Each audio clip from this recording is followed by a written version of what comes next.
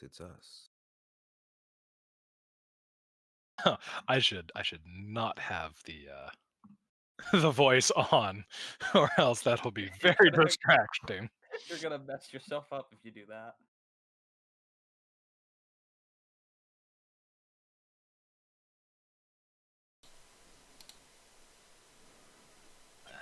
To that side. Okay, so we've got the audio inputs, we've got the audio outputs. I gotta do one more audio output for good old music, and we should be good to go. Nice.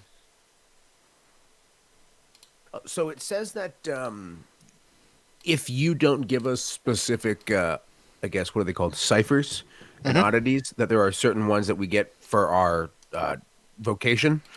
Am I marking down the ones that I get for my vocation, or are you going to hand out ones later on when we're thrown through a terrible, terrible thing? Yeah, you won't have any ciphers or Okay, anything starting cool, off. good.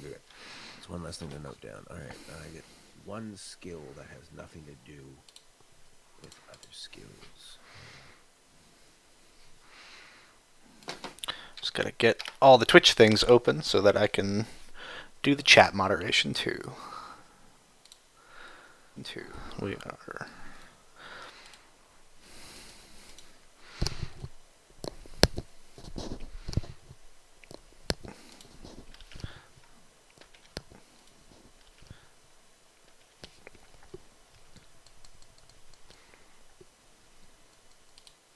I see 4 people in the Literally. in the chat, and I'm assuming that's all. It's probably us.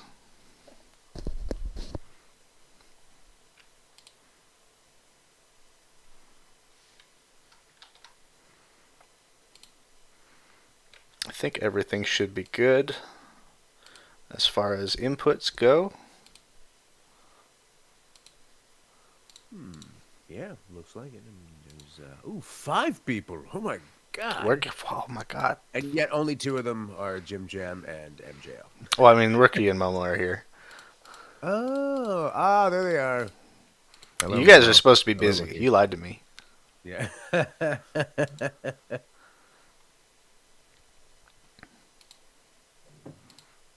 That fucking time difference, bro. That's Yeah. so weird to watch. Yeah, it's it's weird to be.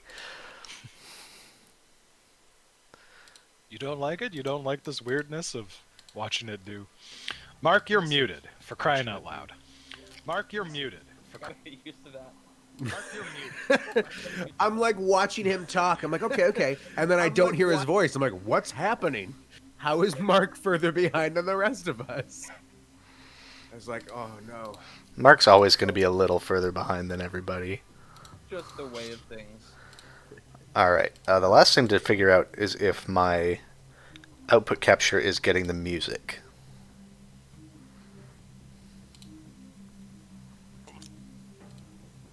Because I mute myself every time I type because my keyboard is too fucking loud. It's showing that the audio output is capturing the music, but I think it's too quiet for... Yeah, I can hear it just barely. Yeah, I've got to turn it up so that it's like... I have the dream page muted because I will not be able to deal with hearing my own voice twice. Mark, we can barely stand hearing your voice once. Exactly. You know, Why so. would you want to hear it twice? It'd be a nightmare. Yeah. Yeah, it's not great. Okay, Jesus. I'm real quick This, going to... this is what we do.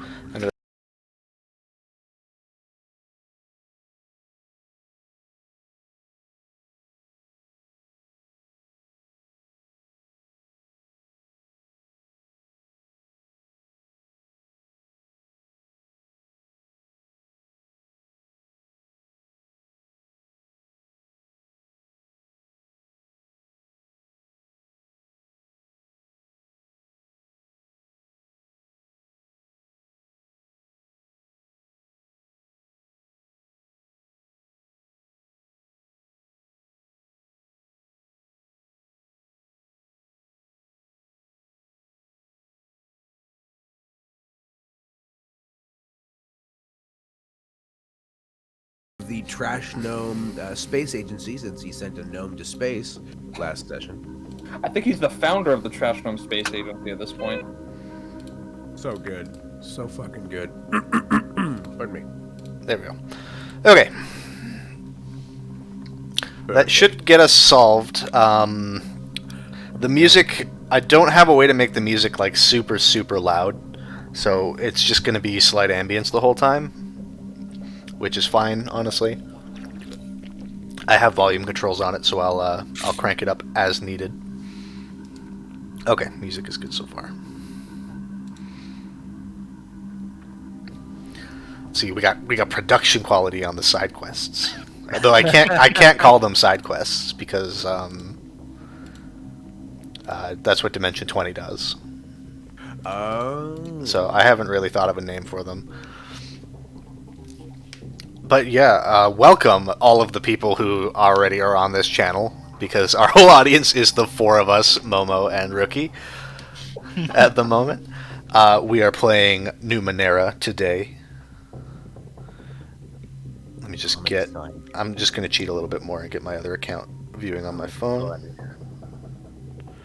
Let's get another viewer in here. Hell yeah. Oh, it'll pick up. It'll pick up. Probably. Hopefully.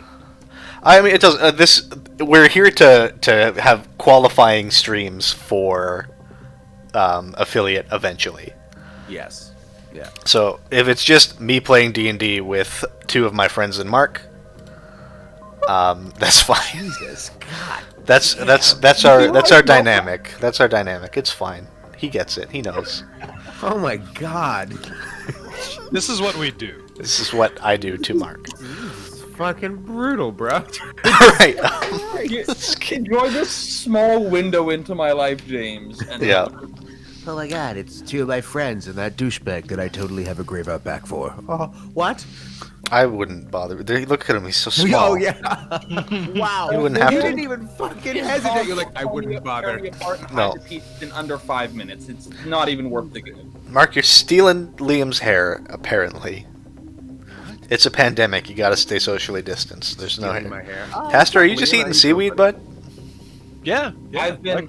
Like I said, I've been told by 4 separate individuals that I'm not allowed to cut my hair now, so I'm just deciding to go with it. All right.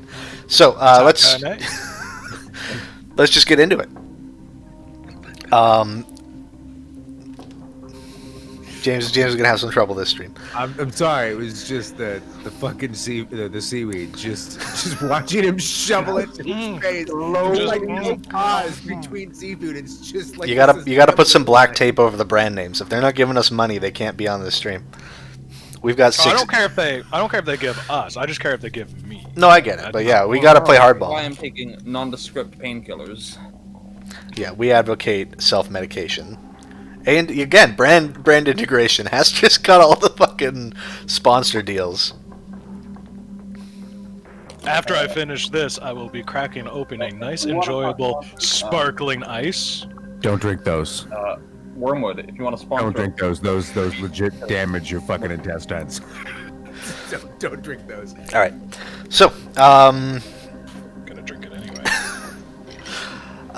this is the first episode of our side series. We are going to be playing short campaigns on the off weeks of our regular Technically Heroes campaign.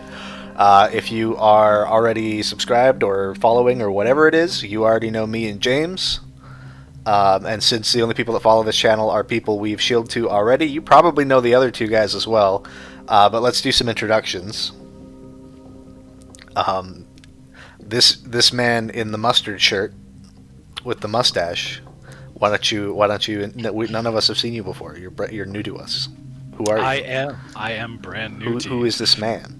This man is called Haster, and I'm here to play some Numenera, which I've always wanted to play, never had the opportunity to, and so this is gonna be a fun time.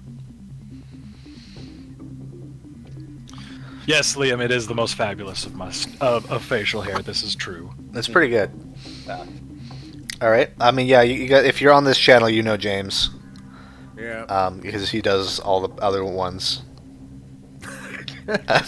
Yeah. I mean, you run the channel this one sprung off of, and no, Liam, my mustache is like, my facial hair is not good. It's just I don't bother shaving. Yeah, Yeah. it's not good. It's just there. Yeah, it just happens to exist.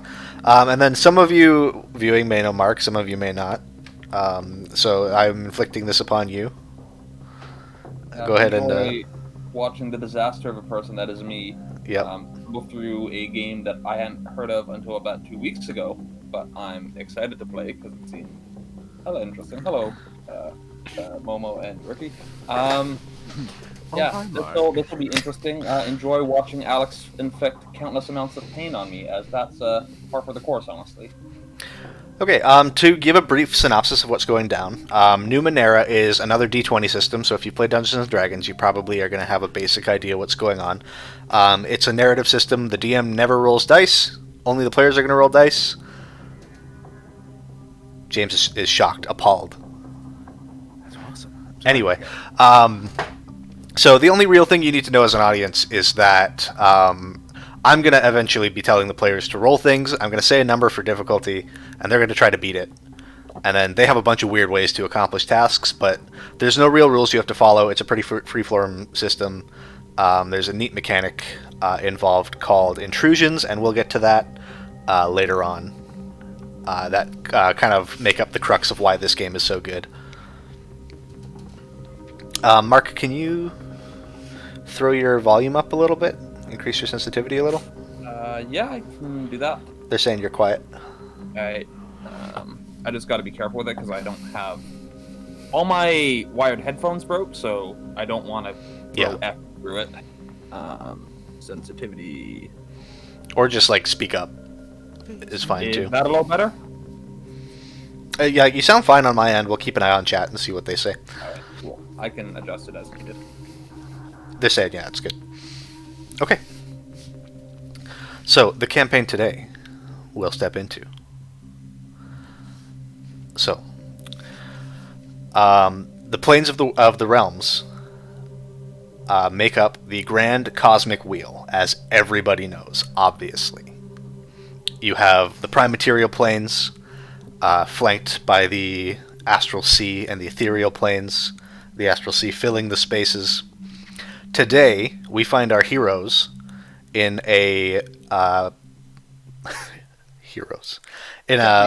what's known as a portal town, a demiplane connecting the prime material to a plane called Arborea, which is, as you may be able to indicate from the name, it's got trees in it, yo.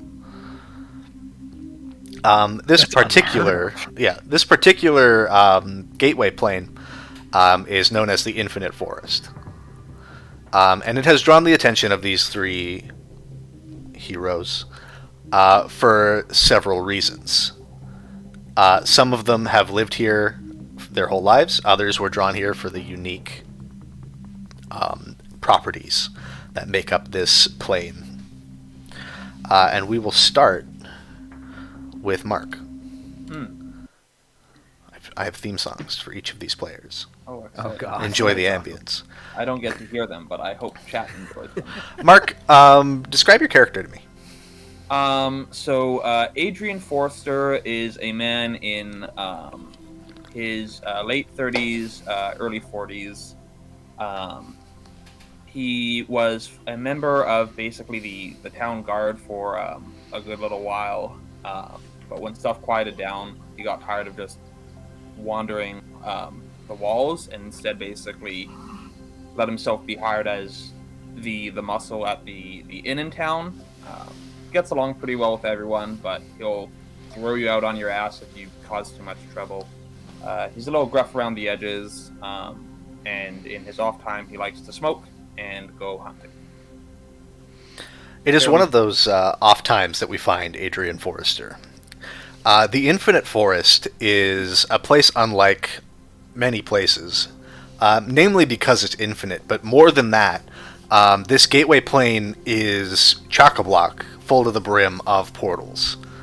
And you've made this hobby for yourself of mapping out these branches, because going through the looping boughs of trees through a pathway is not guaranteed to take you to the place you can see. Yes.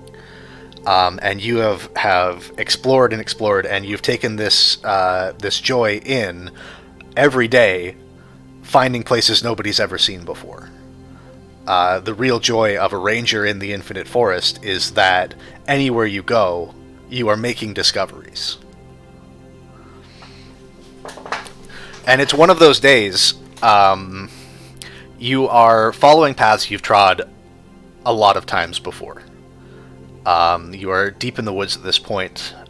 In your hands is your kind of branching fractal map of these portal locations, where they lead, where they intersect and intertwine and branch off. James being a maniac in chat. I see ya. I see you doing it.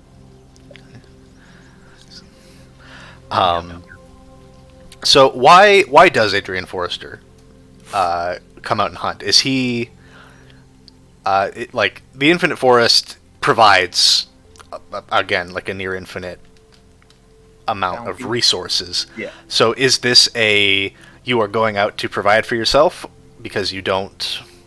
Does he not make enough money to do it? Is he trying to squirrel cash away? Is he just enjoying being out? Is it a sports thing? Yeah, it's largely just he enjoys being out. As much as he enjoys talking with people casually, he needs to stretch his legs every so often. He does well enough for himself that he provides, and usually any extra meat he just gives to the inn or someone who he thinks might need it. But mostly just, this is what I brought in today. And then he goes and he sits outside the tavern, since he rarely ever has to actually do his job. Okay. So, yeah, you are really just enjoying being in these places. And it's this day that you've reached the edge of your fractal map. And you are at a crossroads. You have followed this goat trail that you've never seen before. You don't know what tread it. Maybe somebody else has found a way to walk this path before. Maybe animals. It's really impossible to know.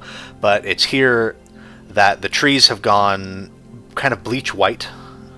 It's not necessarily uncommon to encounter strange fauna. Also, Haster's got a cat. Everybody's got to subscribe for it. That's the rule on this channel. Why do all you fuckers have cats? Everyone but me is cat laden. I have 0 pets. Yeah. I'm You sure you have small children in the house though. They count. Those are that's basically. I mean, that depends if you count Alyssa or our teenage sister. But I do. Yeah. If you're below 18 years old, you are a pet. I'll be sure to let her know. I mean, the government calls them dependents, but we know the truth. At least they can't go speak on it. But yeah, Adrian Forrester, you find yourself in this bleach white forest. Not like birch trees, but like the leaves, the branches, the boughs, the trunks, everything is this kind of almost translucent white color. And you're following this goat path, and it comes to this intersection in a clearing. And at the center of the clearing is an enormous tree, unlike anything you've ever seen before. Make an intelligence test. The difficulty is 3. For those at home, that means he needs to roll a 9 or more on a d20 to uncover some hidden details. I rolled a 3, so no. He doesn't. You do see that this tree is unique in a lot of ways. It's stark white like every other tree in this immediate area. But you can see it comes up in one strong trunk that branches out into 2 places. And then those 2 trunks branch out. And then those branch out. A fractal, a lot like your map. And you can see one side of the tree, that fractal ends maybe 10 splits up. And on the other side, it goes on and on and on and on, uncountably. Just almost, not infinite, because it's, you can see the end of it, but you can't, just branching over and over. And you can see as they branch, in some places they get thinner, and in some places the branches, even off of these thin offshoots, get thicker and thicker and thicker, at seemingly complete random. And that left side of the tree with this significantly more complex fractal to it, is bending and bowing in the wind, where the other stocky side is just sort of there. All right. I'm gonna walk around just from the right side of it, and then around to the left. Okay. So I can see that side, and then I'll deal with the near infinite expanse of fractal branches on the left afterwards. Yeah, there's not a lot to learn by looking at it. The wood seems normal. It's not a strange texture. There's, bark knots. Moss clings to the base, so the moss is a regular color.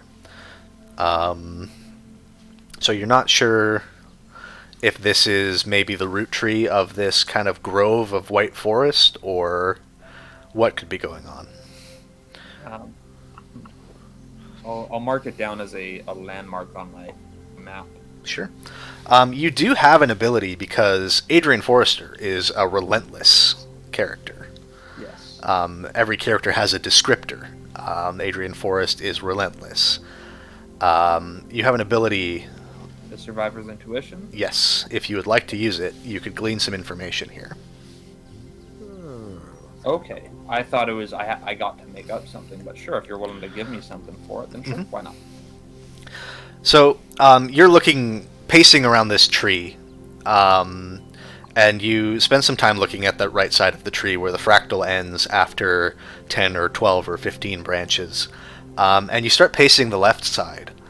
And you go to mark the tree on your map, and you hold your map up to the tree, and you see that the branching map of portals that you have been following, this fractal of paths and possibilities, is mirrored exactly in the left side of this tree.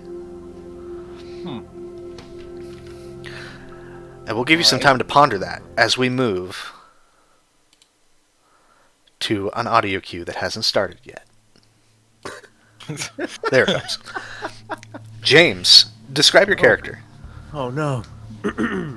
Right, so my character is Gretch the Blue. Gretch himself, he's a jack. He's a stealthy jack who separates mind from body. He is a thief, really through and through. Like, he can't keep his hands off of other people's property, but he also has a sickness of the mind that he believes to be a sickness of the body. And so he's always got aches and pains that might not really actually be there. And his most prominent feature is the fact that his skin is blue, due to the fact that he is addicted, both as a psychological treatment for his physical ails, but also just because his body's now become so attuned to having it in him, colloidal silver, which will turn your skin blue over long periods of absorption. And that shit's permanent, by the way. So, just don't... I mean, you could peel all your skin off. Oh no, I'm not even certain eating- it wouldn't grow back blue. Try contracting carotene poisoning. See what happens. Oh yeah. There's ways around it. Just like to change the hue. So now it's like an ugly orange blue. Cool. Yeah. Okay. More unique. Gretch is also has a strange fascination with literature, and you can always find him with like a satchel just filled with books, whether he's paid for them or not. There he has these books of varying topics. He just likes to sit down and read for long periods of time until he's interrupted by some kind of disease that he currently has. He's dressed in drab clothing. He does stand out because of how horrific the blueness of his skin is, marred by the scarring on his head. What appears to have been an attempt at kind of like scarification in some kind of maybe interesting design. It's now just, it became infected, and now his temples and the top of his head look like a kind of like a broken egg. Yeah. I feel like I'm so bland now in comparison. Well, Gretch is a problem child, and that's fine. All right. Gretch, you are halfway through the biggest score of your life. Oh, sweet, yes. You have delved deep under the Infinite Forest. You are deep in the crust of the world. And you have been tipped off to this ancient machine. And at the center of this machine is a crystal battery. And this crystal battery, allegedly, the last guy who gave you the info and gave you the job, he found this place by stumbling through a portal, and he wasn't able to actually extract it. Okay. He needed somebody who's got more of a, let's say, unconventional education. All right. And you guys have set up, whether or not you plan to actually cut him out in the end or not. He has given you the portal key that got him to this location. And you are inside the bowels of this enormous cosmic engine. It's a place unlike anything you've ever been in. Gretch, growing up, stealing petty cash from guardhouses and like nicking payroll and stealing sweet rolls from tavern waitresses. This is real. This is the big time. And you've entered this chamber with this series of scintillating rings, at the center of which is this translucent blue field surrounding the biggest diamond you have ever seen. Fully the size of your head, with this like pattern of, and yeah, you've got a big head, so it's even, but it's got this scintillating pattern of cut facets, almost like a golf ball. Like there's so many little divots that it's circular. Oh, okay. But they're individual. Like you can see these glinting things, especially with this translucent blue aura around it. You can see it just glinting and shimmering. This has to be worth so much money. If you could, just like drooling. He's like, if you could get your hands on this and get out of this portal plane and into the prime material, you would be set forever, and then some. But to get there, you have to bypass this scintillating room full of rings. How do you approach this?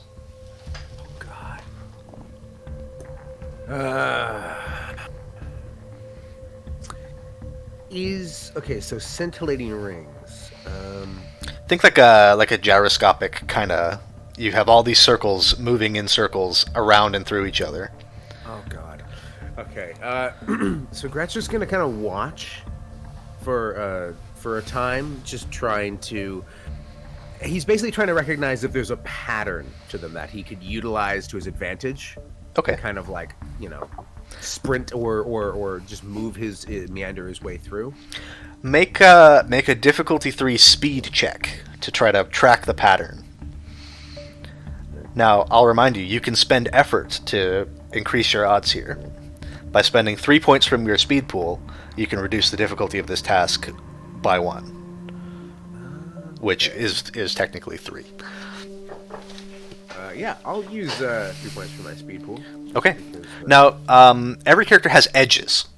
As a Jack, you got to pick one. What did you pick? yeah, I chose speed. Okay, so this costs 1 less. So it costs 2 speed pool for you. So that brings the difficulty down 1 to 2. So you have to roll a 6 or above on the d20 to succeed at tracking this pattern. Do not fail me. Fail him. Do it. I got a 10. That's enough. That's more than 6. Math. Is it? Hold on. 1, True 2. fact. Well, it's a 0 and a 1, actually, so it might be less than 6. Oh, shit. Okay, it takes a while, because it's not a pattern, necessarily. It seems random at first, until you catch a detail out of the corner of your eye. You see all these facets on this crystal in the middle. Those glints seem to be corresponding to movements with this just aura of circles moving through and through and through. So every time there's a glint, one of these circles does a full kind of 360-degree rotation. Oh, God. And it lets you kind of not see a pattern, but understand when these circles are going to move and when you need to move to get through them. Okay. With that information, because as you said, Gretch is looking at like the biggest fucking diamond he's ever seen, and you're right, he's done nothing but like steal petty cash and payroll and rob a couple of libraries. Like he takes the fucking the late fees tray, it's like a couple of fucking coins, and he takes a couple of books at the same time. So like he's just like, I mean, paper is a huge industry in the Infinite it Forest. is. Yeah. Yeah. Like, Absolutely. it's a library. You can just take the books. But he'd have to give them back, and Gretch isn't about that. Yeah, and Gretch is not necessarily, about but you returning. charge late fees, and you don't have to pay them. Yeah, but then he couldn't go get more while he's still owed, so he's just got to steal and steal and steal and steal. Listen, his outlook is justified. Libraries are criminals. So Gretch is going to be a little bit. He's going to utilize that information. He's going to follow that pattern, for lack of a better word, like the recognition that these two things are they are associated, and he's going to try and make his way through, knowing full well that it's still pretty goddamn dangerous. Okay. You can either use speed or intelligence for this.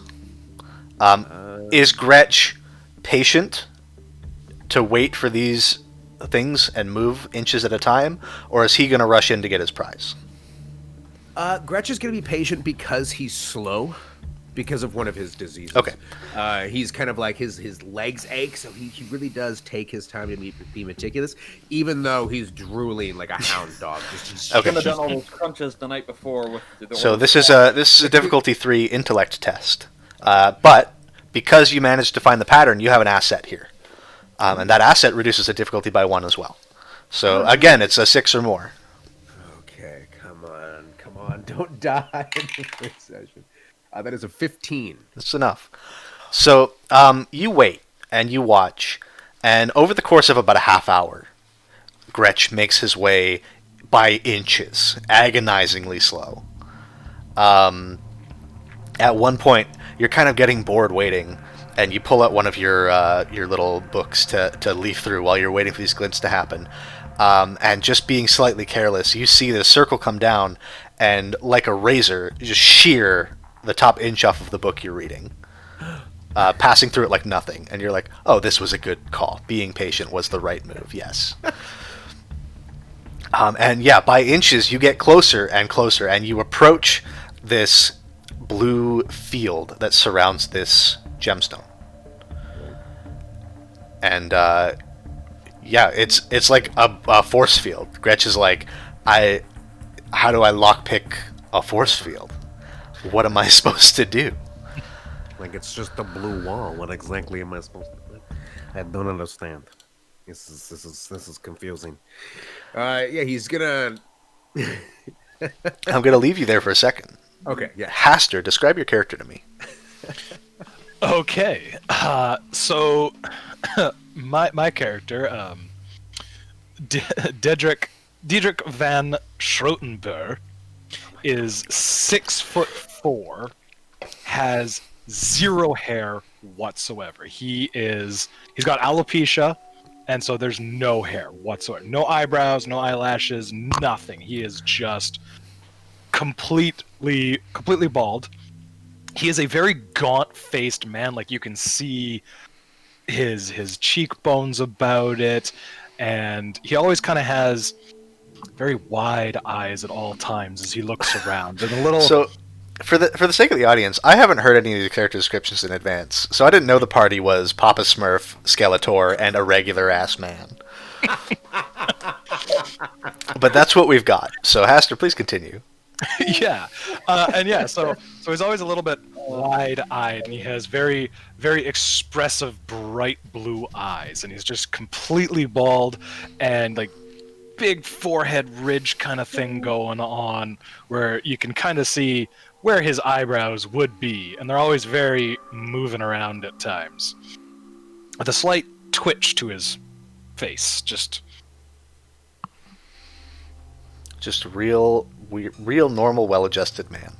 just a real well normal adjusted man. He wears kind of like it's almost a suit in a way, but not quite. It kind of looks like a suit coat crossed with a lab coat, and hanging around his chest is kind of like a leather strap that goes down, and there is a big chunk of concrete attached to a large cord that is attached to it's kind of all wrapped around in there to the chunk of concrete, this piece of like paracord almost, but a thick piece of paracord.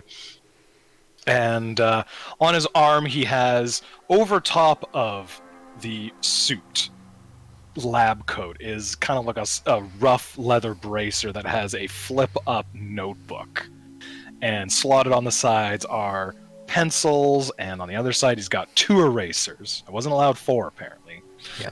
Rules, you know. Overpowered. Yeah, you get can 4 erase so many things things every with hour. it. Carrying around concrete, Exactly. just girl things. Fucking- that's right, Momo. It's his accessory. You gotta accessorize. Concrete's in this year. It is, and some of the notable things is one of the notable things is he doesn't wear shoes, but he's got kind of like leather sandals that he wears, and they're cut off at the very tip, so his toes can hang off, and he can kind of touch the floor with them. And so that's Dedrick All right, so Van Schroten. Dedrick's a weird man. You are currently resting atop your laurels. You are atop your grand tower at the central of what would be the hub town of the Infinite Plains. Early on, when you arrived here, not being a planar native, you discovered a portal that was useless to most people.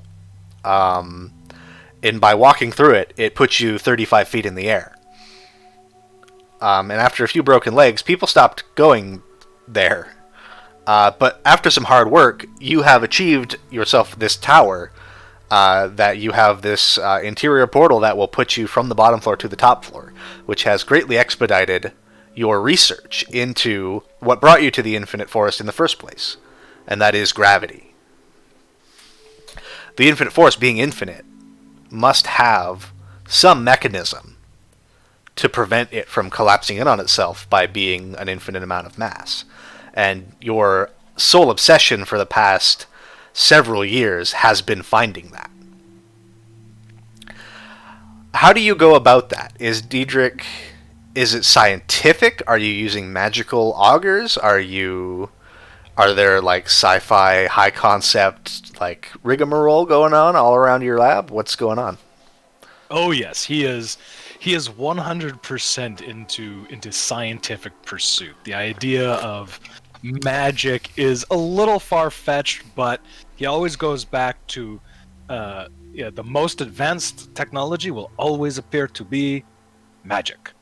And so he always gets into that mind frame of like, magic isn't magic, it's just a technology I don't understand. So he's got field manipulation devices everywhere that he can, check different, magnetisms and wavelengths. He's got generators out the wazoo. He's got computer screens. He's always and he's got his rock. And every so often, as he's checking over his notes and writing them down, he absently takes off that chunk of rock, holds it out with one long dexterous arm, lets it drop.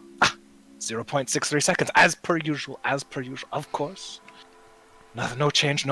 It can't be. This cannot be, because it can't be infinite. It can't be. If it would be, if it is, then it would fall in on itself. That's the nature of mass. So it can't be infinite mass. It's one of these times where you drop this rock, where a lesser man would assume their timer was off. They would assume they had miscounted. They had assumed their arm was a little too high. But it's 0.64 this time. And then the next time it's 0.62. You've caught both ends of some anomaly that just by barest degrees, imperceptible to a regular person, imperceptible by a sane person, maybe is the right term. something made the world a little heavier and then a little lighter very quickly, and you rush to your machinery, to your all of your sensors and testers and pendulums and anything sci-fi bullshit you can think of. Because one thing I really love about Numenera is you can have characters like Adrian Forrester, who is good Aragorn Ranger boy out for an adventure in the woods, and then directly next to him you can have a sci-fi gravity man who is just here to figure out why this plane hasn't turned into a black hole. And they are the same power level, the same everything, and they just like... Just wait till the weird superpowers happen. Yeah, let's get to those pretty quick. And yeah, your instruments picked up something. And it's something you've had a suspicion about for a long time. And it's almost like the infinite plane is moving mass around to compensate. Make an intelligence test. You have this obsession with this gravity stuff, so I'll give you an asset, especially because you're in your lab with your instruments at the time. It's difficulty 5, which becomes 4, which means you still need a 12, unless you want to spend effort to make it... No, let's Okay, see so you what need to beat a 12. Beat a 12. That's okay. 20 will do that, though. 20 will, and in fact, that means you get to make you get an extra effect. You get to influence the scene a little bit.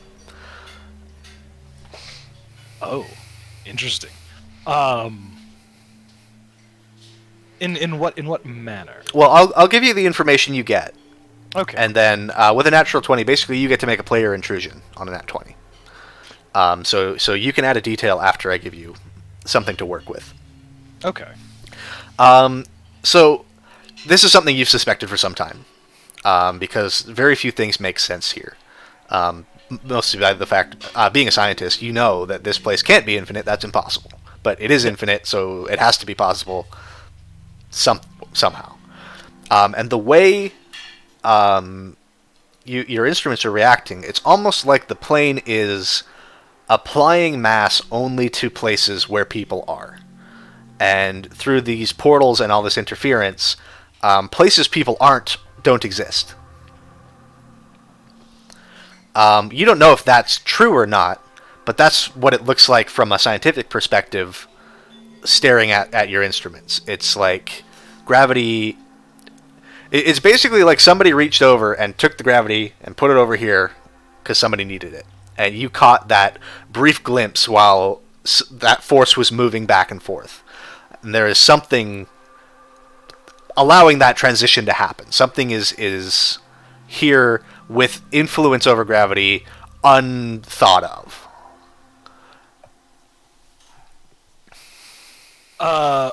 Okay. I think I'd like to then probably go for like a convenient glimmer.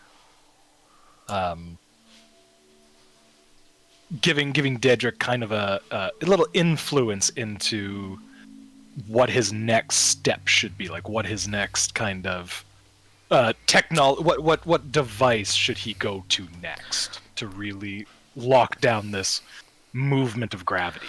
Okay.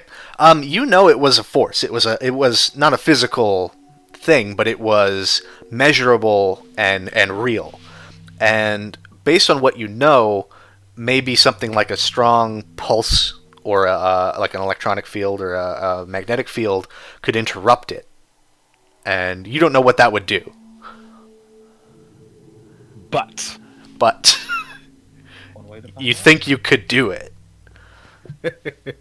Well, immediately, of course, knowing that despite gravity being the strongest thing, it keeps us down and centered onto the ground, there's one thing that can really interrupt gravity, and that is a magnetic force. You take a fridge magnet, you put it on a piece of metal, and it does not fall down.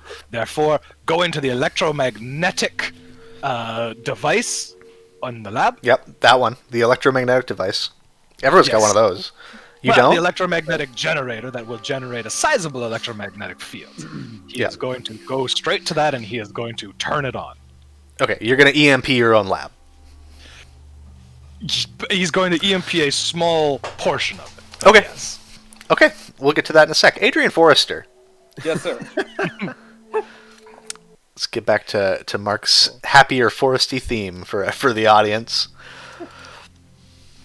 Yeah, you are in this clearing, staring at this, for lack of a better word, this portal tree, this this living map of the infinite forest.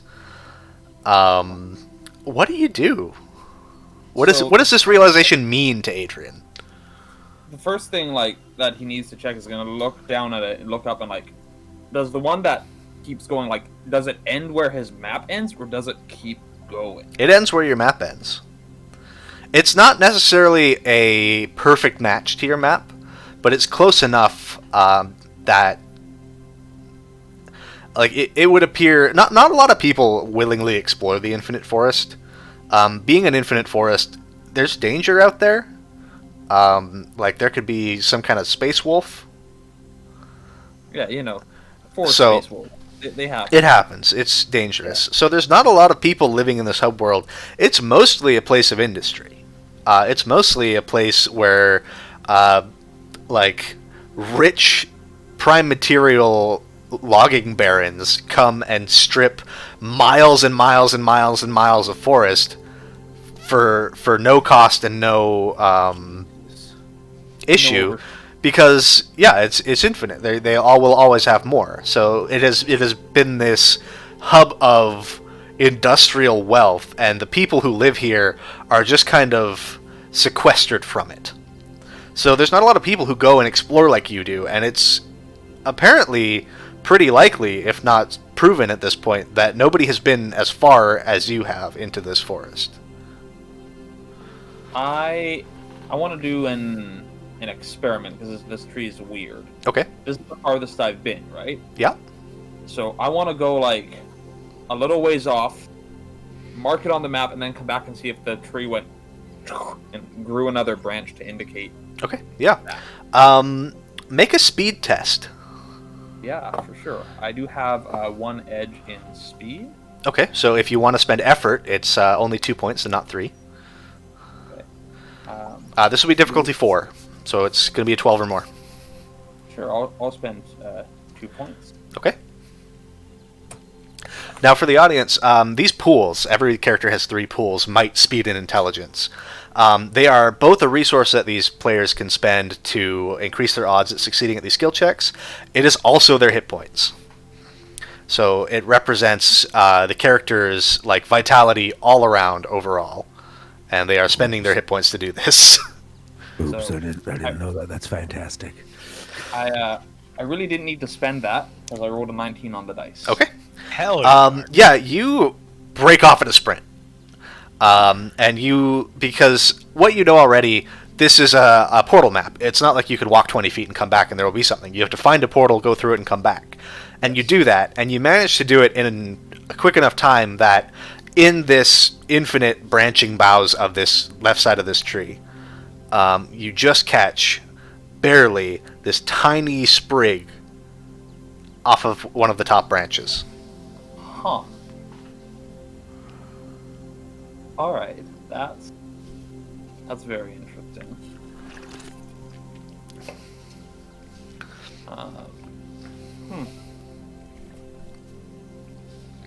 I'm going to Chop it down, obviously. yeah, clearly. So you're not far off from my line of thought, which is I'm gonna start, maybe not today, but like I'm gonna make a note of where this is with the intention of building a cabin out here as an outpost. Because the ability to infinitely replicate the map is valuable. Okay. Yeah, you've definitely made the note of it. It takes a long time to get here. This represents your whole day of travel, to the point where you are likely going to need to make camp here and make your way back tomorrow morning. Yeah. All right. I'll find what looks like being a wilderness man. I'll find what looks like a good place to set up shelter, maybe under the boughs of a tree that leans out with its roots or something. Okay. Make an intelligence test. You have an asset on this because you are relentless. Well, Finding food and shelter, you always have an asset. My intellect. So you'll need a 6 or more. 2, so no. 2. Yeah, Adrian's just taken by this tree. Yeah. It reaches down, it takes you, it tears you to pieces, and you die. No, no, but One with the forest.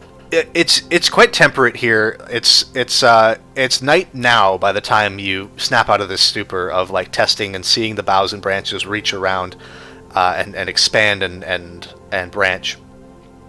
And you see stars in the sky. Stars completely unfamiliar to you, but that's not necessarily that rare. Everywhere in the Infinite Forest, you see the stars from a different location. They're not sequential. They are random. Even if these portals lead set places, those places can be thousands or hundreds of thousands of miles apart. But this is a place you've never seen, and Adrian Forrester is just stuck, kind of staring up at this tree, staring up at the stars, kind of smitten by the possibilities that this represents. That like this plane knows what's happening in it. It's tracking itself, and why? Yeah. What reason does this place have to exist? Why? What is the benefit of it tracking all of this itself? How does it do? Why would it? Why and how can a tree do this in the first place? And before you know it, it's like midnight, and you're like, oh, whoops! I was supposed to put my tent up. He gets distracted. Yeah, I mean, it's a scientific marvel and a magical marvel. Depending on which side of the coin Adrian Forrester believes more in. Yeah, he'll go and he'll set up his tent just next to the first good tree he sees then, now that he doesn't have really the time to scout out a good location. And I mean, you're in this clearing, and there's the one huge tree in the middle, obviously the portal tree, and then there are trees out on the expanses. Are you going to sleep under the portal tree, or are you going to... Yeah, no you don't want to... Yeah, You're scared of that. Yeah, no, I'm gonna find like some on the edge, like some bushes or whatever, and kind of sit up in there and Okay. pass it in the forest. Yeah, you sit arms crossed, staring up at the sky, and you go to sleep. Cloak. Yeah, cloak for a blanket. Yep. Gretch. Yeah, trees will get you, man. We're back. You're standing in front of this this blue field, this translucent. Yeah. It looks almost like glass, but it flows like water. What do you do? Why? What do you do? What is this? Why? Why are you? Yeah. What do you try? What do you do? No, it's because I want the diamonds. Really. It's a real. Now that you're even closer, you can see it's like the clarity. There's zero occlusions. Every single facet is completely uniform. If you were to put a price in, like, I mean, most of the planes have their own currency, but like the prime material, they use gold coins. If you were to put this price-wise, you don't think you could. Like, this could buy kingdoms. This is a preposterous jewel. 1 billion platinum. Yeah, probably. So, Like, there's like almost a dread that sets in, because you're like, if someone knew I had this, they would fucking skin me alive. the value of it would outweigh the moral question of almost anything. Like, the saying goes that everyone has a price. This is the price. This is that price. Everyone's price. One price fits all. Yeah, one price fits all. Anyone would kill for this jewel. Pelor would blow up the sun. He might. Honestly, with all the facets and the perfect scintillating occlusion, like everything, if you put this up into the daylight, you might blind yourself. Or other people. Or other people. It could be a potent weapon. Down, disco balling. You put it up and it's just like a Death Star laser. The sunlight goes through it and you destroy the plane. But first, before you can realize your world domination plans, you have to get through this field. Gretch is gonna open up his bag and he's gonna like start fumbling with books. There's like small novellas. There's like this handbook on survival in the wild. Several pages are missing. because he used them to wipe when he was in the wild. And he'll find this small novella that he's finished. You're welcome there, Mark. This small novella that he's finished a couple of weeks ago, but he's just kind of kept around because it makes a great coaster. And he's gonna like toss it at the blue force field. It bounces off.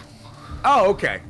I wanted to know if it was one of the bouncy ones or one of the, Yeah, it doesn't. It completely disintegrates. There's no Zorch.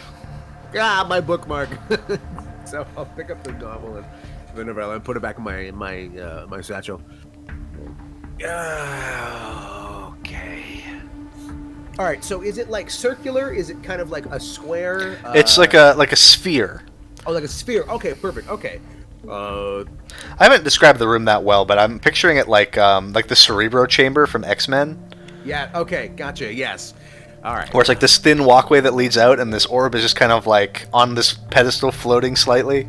Oh, well, that's enough. There's a bald man inside with a helmet on, just looking around. Yeah, I'm the bald Every so often he drops a rock.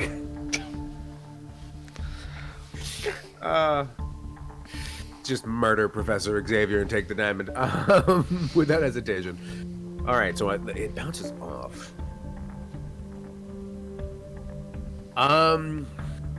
Here. I'm gonna draw Gretchen's got like a small knife. Yep, sure. Like it's like a person carving knife. So I'm Did you gonna say try a person and, carving I'm knife? gonna- yeah, a person carving knife. Okay. It's a murder knife, whatever. It's okay. So, Gretch is gonna try and he's gonna push the blade into the force field and see, does it fully resist? Is there is he able to kind of push it through a small amount? Does So- it Zorch the blade? You bring up people carving, but it's maybe an apt. There's a give to it, almost like thick leather. Oh, But it feels brittle.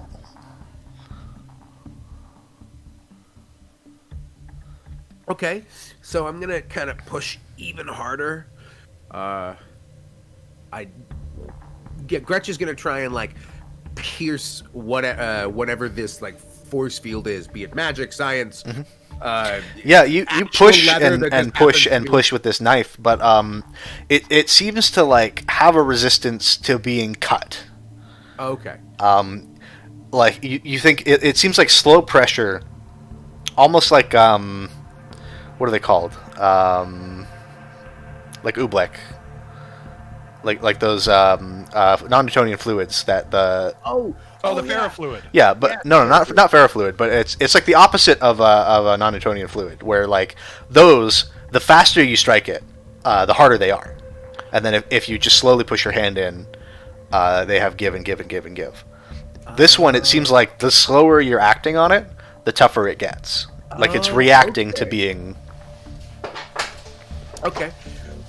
So I'm gonna put the knife away, and I'm gonna again reach into my book, my book bag, and I'm gonna pull out this tome, Yeah, big old encyclopedia. a big old encyclopedia, and I'm just gonna all right. Okay. Okay, so let's see what happens, And I'm just gonna rear back, and with all of his strength, which is not much, Make a yeah, this encyclopedia. make a might test. Like a mic test. Okay. All right. The difficulty's 4 if you want to spend effort or not. I can't. I just spent effort. You can spend effort on every check. Oh. So you and your pools are all individual, right? So this would be 3 might pool to add effort to this check and reduce it to needing a 9 or more. Gotcha. Oh no, that doesn't become 3. It becomes 8. Yeah, I'm gonna do that because Okay. I don't. So yeah, have- you just need more than 9. I got a 10. Just okay. He's just he's so weak.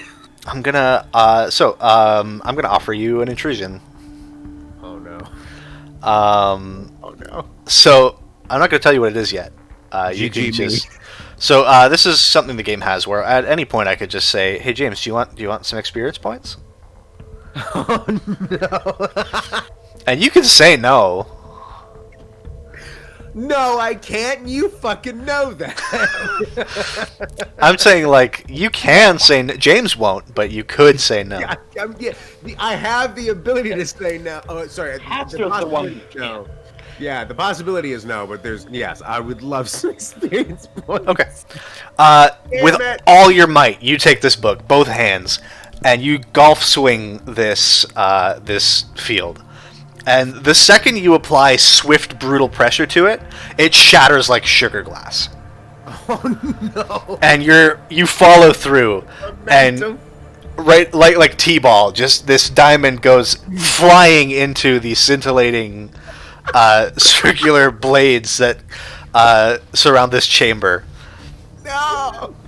Yes. And it's not cut up or anything, but it starts to just be bounced and reflected around. That's fucking fantastic. Haster. like sugar glass. Back to Diedrich. You're getting ready to set up the CMP pulse, and things are getting weird. This anomaly is happening more and more and more and more and more as something is screwing with either the portals that make up the plane or the powers that control the plane. Things are happening, and they are causing this anomaly to repeat and repeat and repeat. And you get it down to a timing almost where it's almost like something is happening where you can track it. And you think you have you think you have the moment that you need to press turn on this generator and send this pulse to capture this field. Okay. Diedrich is going to absolutely just one last test. 6.63. This one is 0.6 flat. Inconceivable. All right. Pretty conceivable. He's going to adjust the final little bits to his generator. And just because, at the moment that he knows, he's going to just crank it. He's just gonna Just turn all the way? that right up. Good call. Good call. Great call. He knows that he's only gonna probably get this one chance. Like if he's seeing that everything it's moving, that's going, it's because it's almost is it a steady, or is it like very much going like quicker and quicker, like there's something? It's not like it's accelerating, but it's both ends of it are getting more extreme. Right. So it's there's not like obviously it's something happening. Yeah, it's not that it's happening more often. It's that it's going from 1% on either end to 2% on either end to 3% on either end. As it seems to be moving this force to farther places faster, basically. Right. Okay. Then yes, with the generator cranked and ready to go, looking at his various, there's clocks everywhere. There's mechanical, there's digital, there's analog. He's got, sand timer. He's got one of those candles that burns with the nails in it to mark every couple of minutes and stuff like that. Like he's got everywhere. He's gonna check all of his clocks, and then he's gonna push that button. Okay. It's at this point 3 bad things happen all at once. Oh, good. Mark gets eaten by a tree. All right, see ya. James gets knocked out by the bouncing. Not our characters, us the people. No. 3 bad things happen, and they're all your faults. Gravity stops. This pulse goes out, and whatever force was shepherding inertia back and forth is dissipated entirely. You didn't capture it, you eradicated it. Oh dear. And gravity just ends. Adrian Forrester and Gretch are sent into the air, and you're like, what the fuck? And It's only gone for 30 seconds, which I assume, Gretch, do you use this time to attempt a run on this diamond?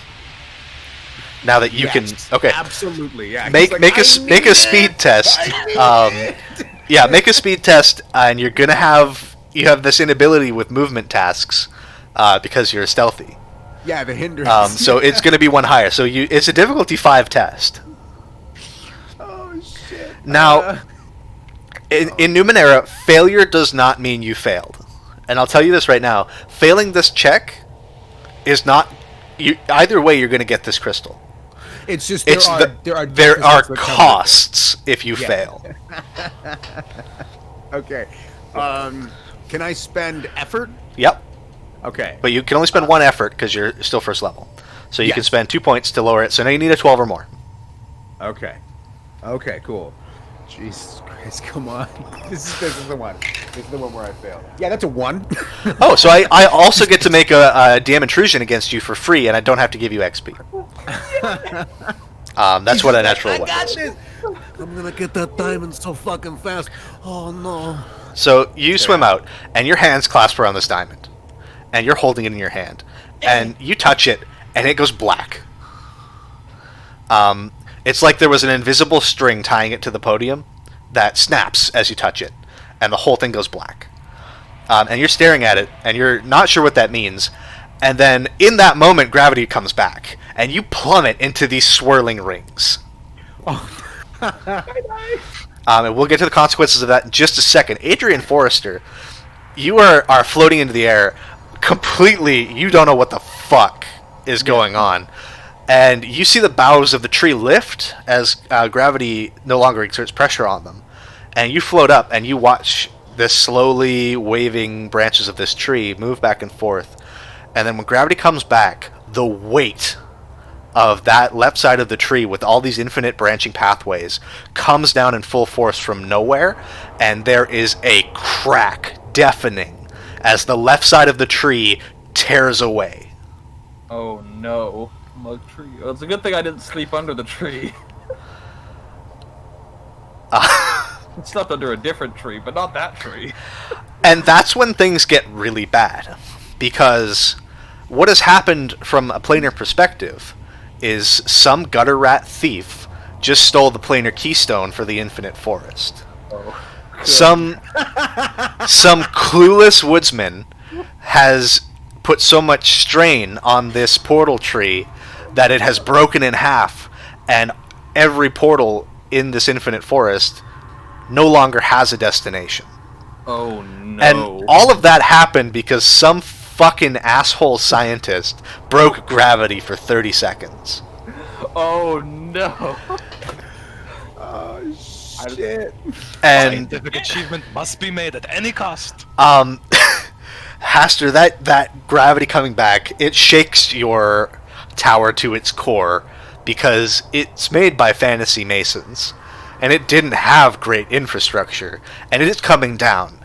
And you make this break for the portal that brings you back down to ground level because while you love gravity, you don't want a gravity-based hug. No. You do not want the ground to come up to meet you. A gravity-based hug is the best thing I've heard all week. And Is this payback for dropping my rock on you all the time? How dare you? Mark, how does Adrian Forrester react to seeing this tree split? Well, the first thing he's going to focus on is not taking a shit ton of fall damage. So go. Well, yeah, you managed to catch yourselves in the boughs Right. of the regular trees and lower yourself to the ground. I'm assuming he probably did that before he got too high in the first place. Yeah. So, from my perspective, did the tree just split, or is there weird magic shit happening? I mean, around it? nothing obvious, but yeah, the tree just broke, and you made the connection earlier. It's connected to your portal maps and stuff, so you don't know what the consequence of I'm not this seeing is. obvious magic shit. I'm gonna light up a torch so I can see better, and I'm gonna head over to it and take a look. Okay, yeah, you approach the remnants of this portal tree, and while the right side seems to be intact, these thick boughs of just a few branches of this fractal, what must be portals people use every single day is intact. This left side, these infinite branches in this forest that you have been exploring for years and years and years, are shattered on the ground. No. He just kind of takes a moment and just in quiet mournfulness, and he's going to look for the most intact piece of broken branch Okay. that he could conceivably carry with him and pick it up in hopes of maybe replanting the tree, and hopefully that'll do something. Okay, yeah, you pick up a branch of the portal tree. If I go to where the tree's been, once I get that, if I go where the tree's been split in the middle and I look into the internals of the tree and up the ground, do I see anything there? I mean, Adrian Forrester's not like an arborist. No, he's not. He knows how to cut down trees, but So yeah, I mean, from what you can tell, you think like this tree will survive this on the one side. yeah. You don't know the consequence of the left side being broken to pieces. Yeah. Looks like we all just picked a whole bouquet of oopsie daisies. Yeah, if there's nothing else I can really discern from it, I'm gonna be real sad about this left half of my discovery being fucking destroyed, but I can't do anything about it. I'm gonna go back to sleep, and in the morning I'm gonna make my way back home. And I'll try and I'll grab a second branch just in case. Okay. I'm gonna want to experiment with it. Holding this branch of a tree, you take a step, and then you're gone from the clearing. Oh, good. And let's come back to Gretch real quick. Oh no. You are plummeting. And there is this is bad is all I can say. There are these razor sharp circular like spinning things all over, and you fall clutching this diamond as you watch one by one the facets go from radiant perfect clarity to black until there is only maybe 10% in the bottom of clarity left, and you are staring at it like, I wonder how much this is still worth when you are cut to absolute pieces.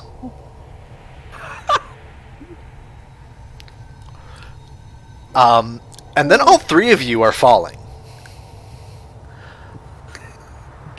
You guys just got teleported. I died. I mean, you got teleported.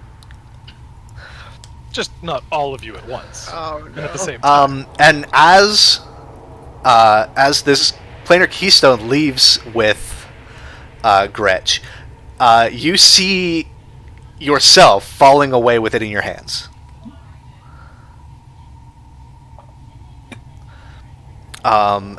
You're falling too, but you look over and you see your body in pieces, like 4 distinct pieces. Oh shit. You seem to have been cut in half, and then one leg severed, and then a hand severed, and then from your armpit to your neck also. Jesus. And your body is falling in these 4 pieces. What do you do?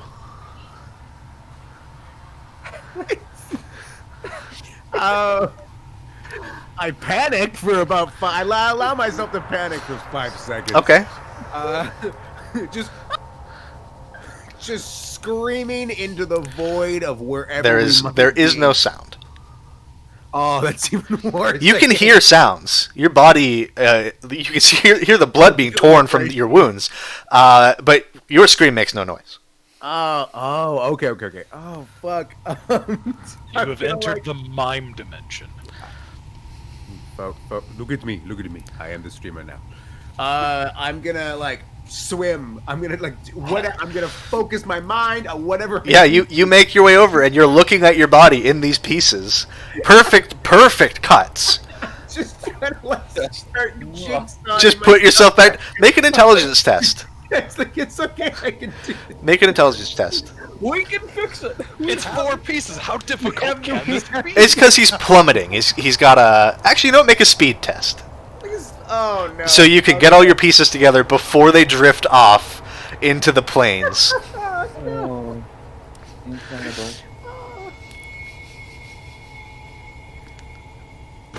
It's another one. Perfect. You do it. No, I don't. No, you do it. Just there's more intrusions I get to make. Oh, for no EXP, this is bullshit. No. Yeah, no, they're free. Real quick, well, Diedrich, you step out of this portal that you stepped through 1,000 times. That brings you safely to the ground. Normally, right after you drop something from the highest window of your tower, so that you can see it hit the ground. And you step out into the empty air, and then into nothing. And you are falling, and you see 2 other people far away, hundreds of feet. You probably recognize Adrian Forrester. He probably delivers the food you use to survive.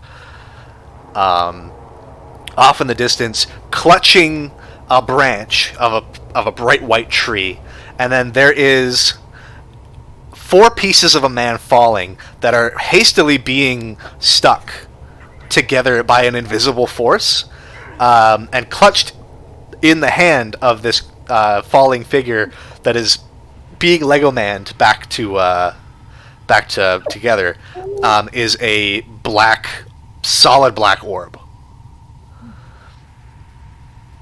and you just can't figure it out. Forrester, you're not supposed to be here until tomorrow. That's when the delivery is. You can't hear each other. So it's just I mean, you can hear yourself. It's just you're all like hundreds of feet away from each other, falling through this blackness. Haster, you're a planar traveler. yes, I am. Make an intelligence check. You can use effort if you like, or you can have an insight. Ooh, interesting. Because your descriptor allows you to see into things and get answers that wouldn't be possible for you to know. I would love an insight. Okay.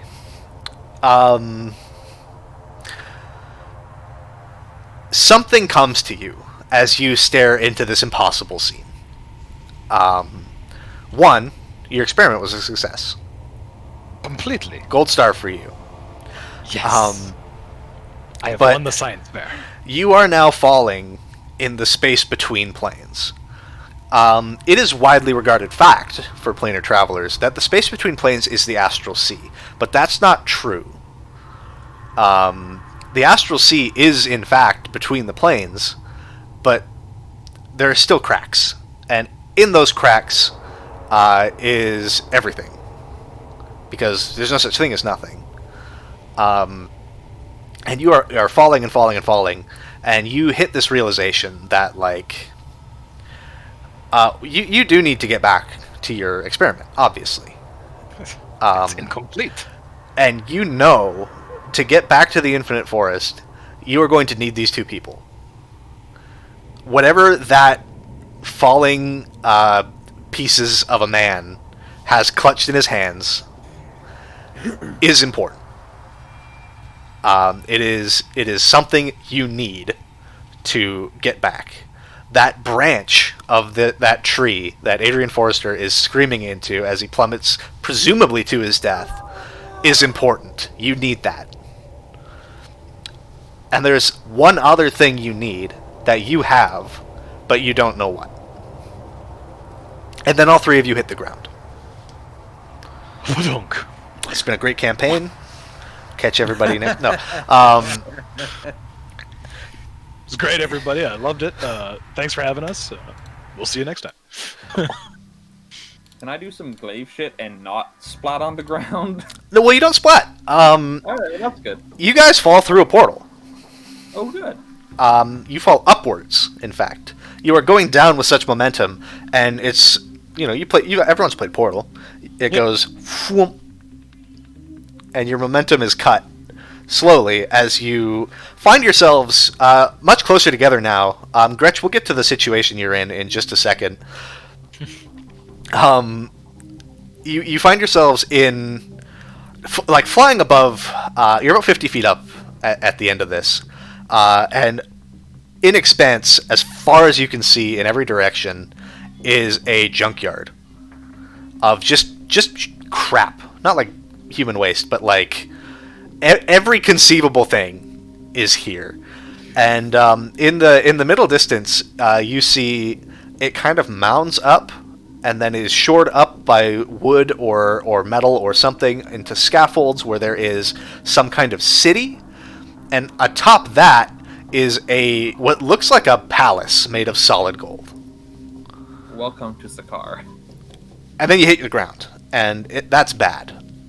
You are cushioned mostly by the corpse of an enormous pack beast that you have no sense of seeing before.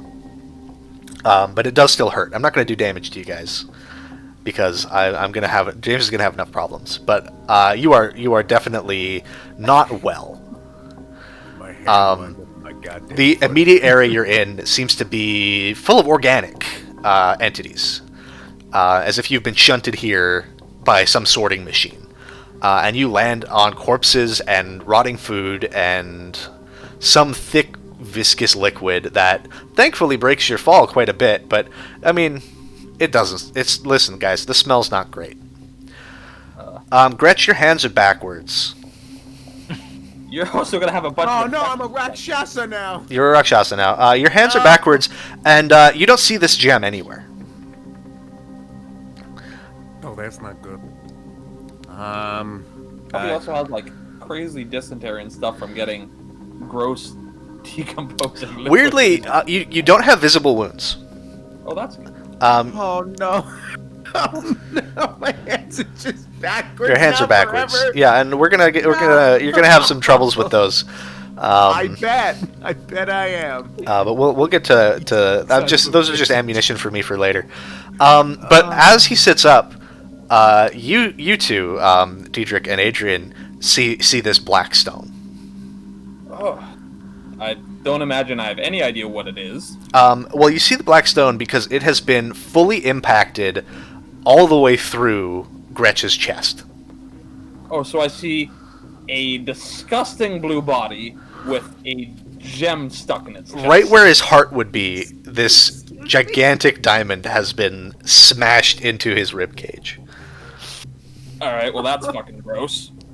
Oh, And don't forget, the most disgusting thing is his hands are backwards. His hands are backwards. And that's fucking gross.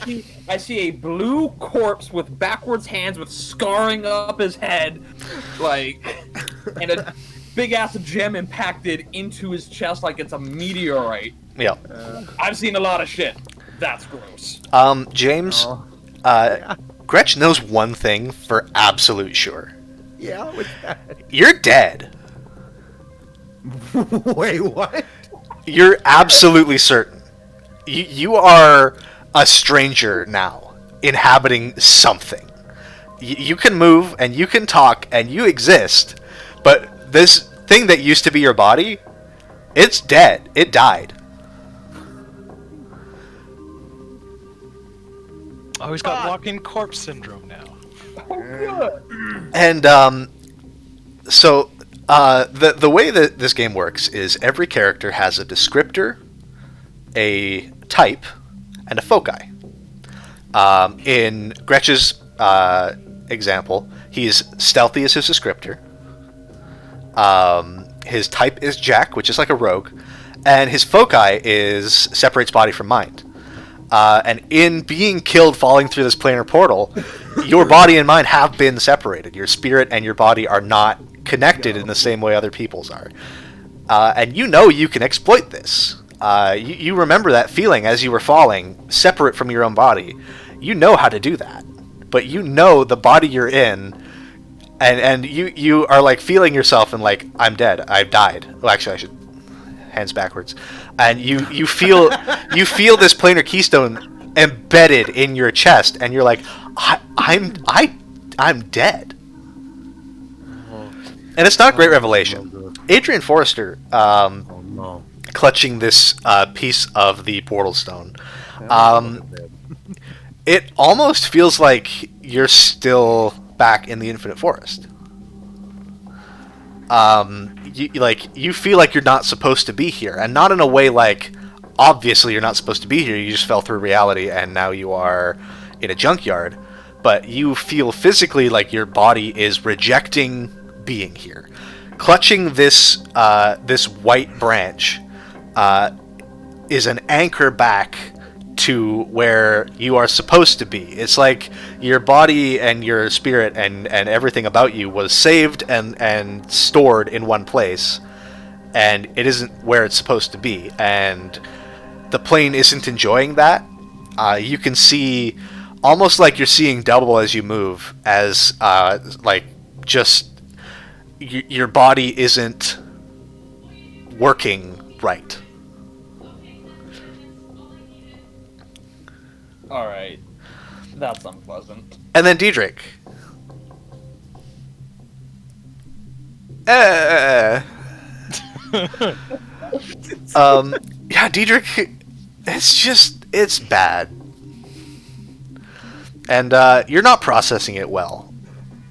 And you've landed in this pile of sludge, and you don't have any eyelashes to keep it out of your eyes. And all you can do is sit in your slight misery, thinking back to the fall, thinking back to that insight.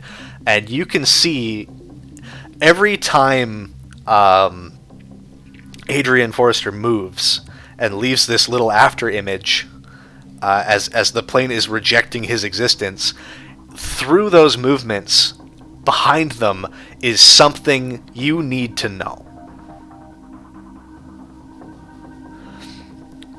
So to properly introduce our characters, Diedrich is a mad nano who controls gravity. We know what Gretch is. And Adrian Forrester is a relentless glaive. Glaive is a fighter and Nano is a wizard who shreds the walls of the world. And through this planar portal event, you have come into your foci, so to speak, or descriptors in Diedrich's case, as he has become even madder than before. But yeah, all three of you are sitting on this, for lack of a better term, compost heap. What do you do? It cannot be overstated that I am so fucking angry right now. I'm gonna put my stick away. You put the stick away. I'm gonna look at the other two. I'm gonna make a leap of logic and go, what the fuck? Is that a leap of logic? I was gonna. What a leap of logic. What a leap of logic. For an intellect of 7, a little bit. Fair. Well, quite the predicament we find ourselves in, my friends. Forrester, you're not supposed to be here yet. I don't think You any of deliver. them are You supposed to be. deliver tomorrow. Also, you don't deliver to here. No. Well, Who broke reality? Because I feel like this isn't. And I like wave my arm and like the after image thing, like this isn't supposed to be. Who broke it? Oh, you all are seeing that too. Wonderful. So it's not just I'm me. feeling it. It sucks. I'm sorry. Do you leave Jesus an after Christ! image? How Do you leave an after image? Oh my god, I'm so sorry. I've the got a fuck are fucking you? spear in my chest. How are you alive? I don't know, friend. You're, like I don't there know exactly how there are I'm so supposed many to things do it. wrong with you. Is this Correction, there's we have 3 things polyps wrong with you, snoring. but that's a Very lot. itchy. Gentlemen, hold on 1 second. 1 second, gentlemen. Diedrich stands up, gets his bearing, quickly pats his chest, finds his chunk of concrete, takes it out, and like before just holding up one finger to everybody, and just drops his chunk of concrete. 0.63. All right, good. We still have gravity. I mean, I'm sitting down. I could have fucking told you that. No. Gravity is still where. makes sense. No, gravity is still exactly what it's supposed to be. It's still 0.63. It's still Gravity's 0.63. always been as it's supposed to be. It's gravity. It's Any consistent. no. See, before something happened, gravity was you fucking changed. broke reality. I did no such. Your I will take- hesitation denotes that you fucking broke it. I will take a third of the blame because there are 3 of us here. So Look, obviously, I can tell you all of you did a third as well. No, I stole a diamond. That's it. And then From- the diamond turned black, and then I got chopped to pieces because you destroyed gravity. Nobody. Where did you I- find a diamond that big? Underneath the infinite forest. Aha! I had to get through some traps. It was like a dungeon, you know. This was my big fucking score, and then you fucking destroyed gravity, and then all of a sudden I'm No flying. reality. I can't I dodge. know it wasn't me. I was sleeping near a tree. That's all I did. Near a tree. That's it. Yeah. In the infinite forest, you were just near a tree. I mean, it was Most a very people are. specific tree. We are You're all kind of near like trees close in to the like every fucking. No, thing, it was you it know? was a very it was a very specific tree that maps the fucking portals. Ah. I didn't touch it. But you have a piece of it, isn't? Yes, because I was sleeping, and then gravity fucking disappeared, and then the tree split itself in half when reality broke. I went up, and to fucking figure out what was going on, I picked up a piece of it, and then I'm falling, and now I'm in whatever the fuck this is. It's gross, is what it yeah, is. there's like a dead rat there. There's like that looks like slop from 7 weeks ago. Like this You guys are interrupted by a sound. And it's like a brass bell almost. And then from around a pile is just a cow. Just kind of roaming through this scrap heap. Is this one of yours or? Is this On its back though, there is a skeleton Oh, good. who is wrapped in chains. I just want to put it out on the record that I don't like this place very much. No, neither do I. Where's your sense of scientific achievement? Come on, gentlemen. Fuck you, my hands are backwards. And that's not my fault. You broke Probably. gravity. I'm blaming you entirely. Breaking gravity doesn't put hands backwards. That's He's got you there. He quickly checks his you notes just know that? just You to know make that sure.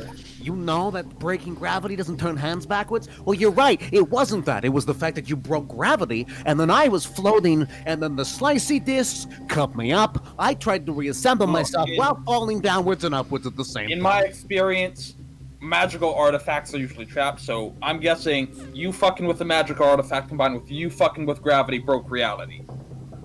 I'm definitely Okay. more so Okay, you. Slimster. But I'm let's watching ju- you, Slimster. Oh, That skeleton is watching you guys. I will get to you in a minute, Mr. Chains. You broke gravity. I stole something. Don't try to fucking weasel your way out of this. You did something too, Slimster. I told you I will accept Benjamin. 1/3 of the blame for this. 1/3 of the blame. There are 3 Fine. of us here. Maybe it's the skeleton. Is it you, Mr. Chain? Is that his name? Is his name Mr. Chain? It's two chains. Whatever. Is that How many is that how your many name? chains are on this man? All right. Hey, you guys seem like you're going through something, and that's fine. Guessing you're tourists. Something. I just had one real quick question. Yes. None of you guys are named Jocasta Hawklight, right? Nope. No. Okay, that's a Not shame. as far as I'm aware. Okay, well, Hold on. Nope, it says in my notebook right here under property of Diedrich van Schrotenboer.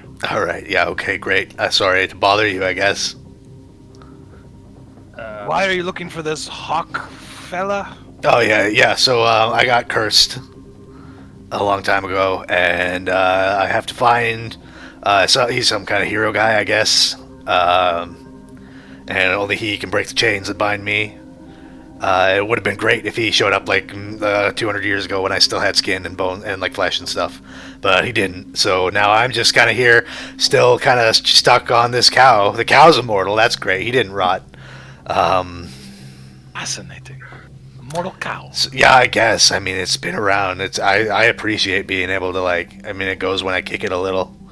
So that's nice. Wait, you are a complete skeleton and you're able to still move? Yeah, I mean sometimes. You not heard of necromancy? Yeah, Drip? you never heard of magic before. Yeah, you ain't from a plane where magic happens. Magic is just science that we have yet to understand. It's fine. Definitively, like Actually, you got it backwards. Is science is just magic that no one's figured out yet. That's why you think it's got rules. Because there ain't any rules, but No. No. There's always a rule. For example, 0.63. Diedrich, See, that's a rule. Diedrich, I'm gonna go ahead and just have to take the side with the skeleton man who's been alive for 200 years wrapped in chains. I kind of feel like he's got a better handle on what major Yeah, magic and science are. I'm in the- Also, my hands are backwards. Can someone please help me? yeah, okay, oh, yeah, that's a shame. That's a real shame. I mean, I could cut them off. Well, I mean, you could get someone. The cow could eat them off. Is that better? I mean, No. no, if you want to cut them I off, mean, cut off my hand. If I technically, yes. It's a cut little them bit off, better. if you It's want, pretty carnivorous, if I'm being real.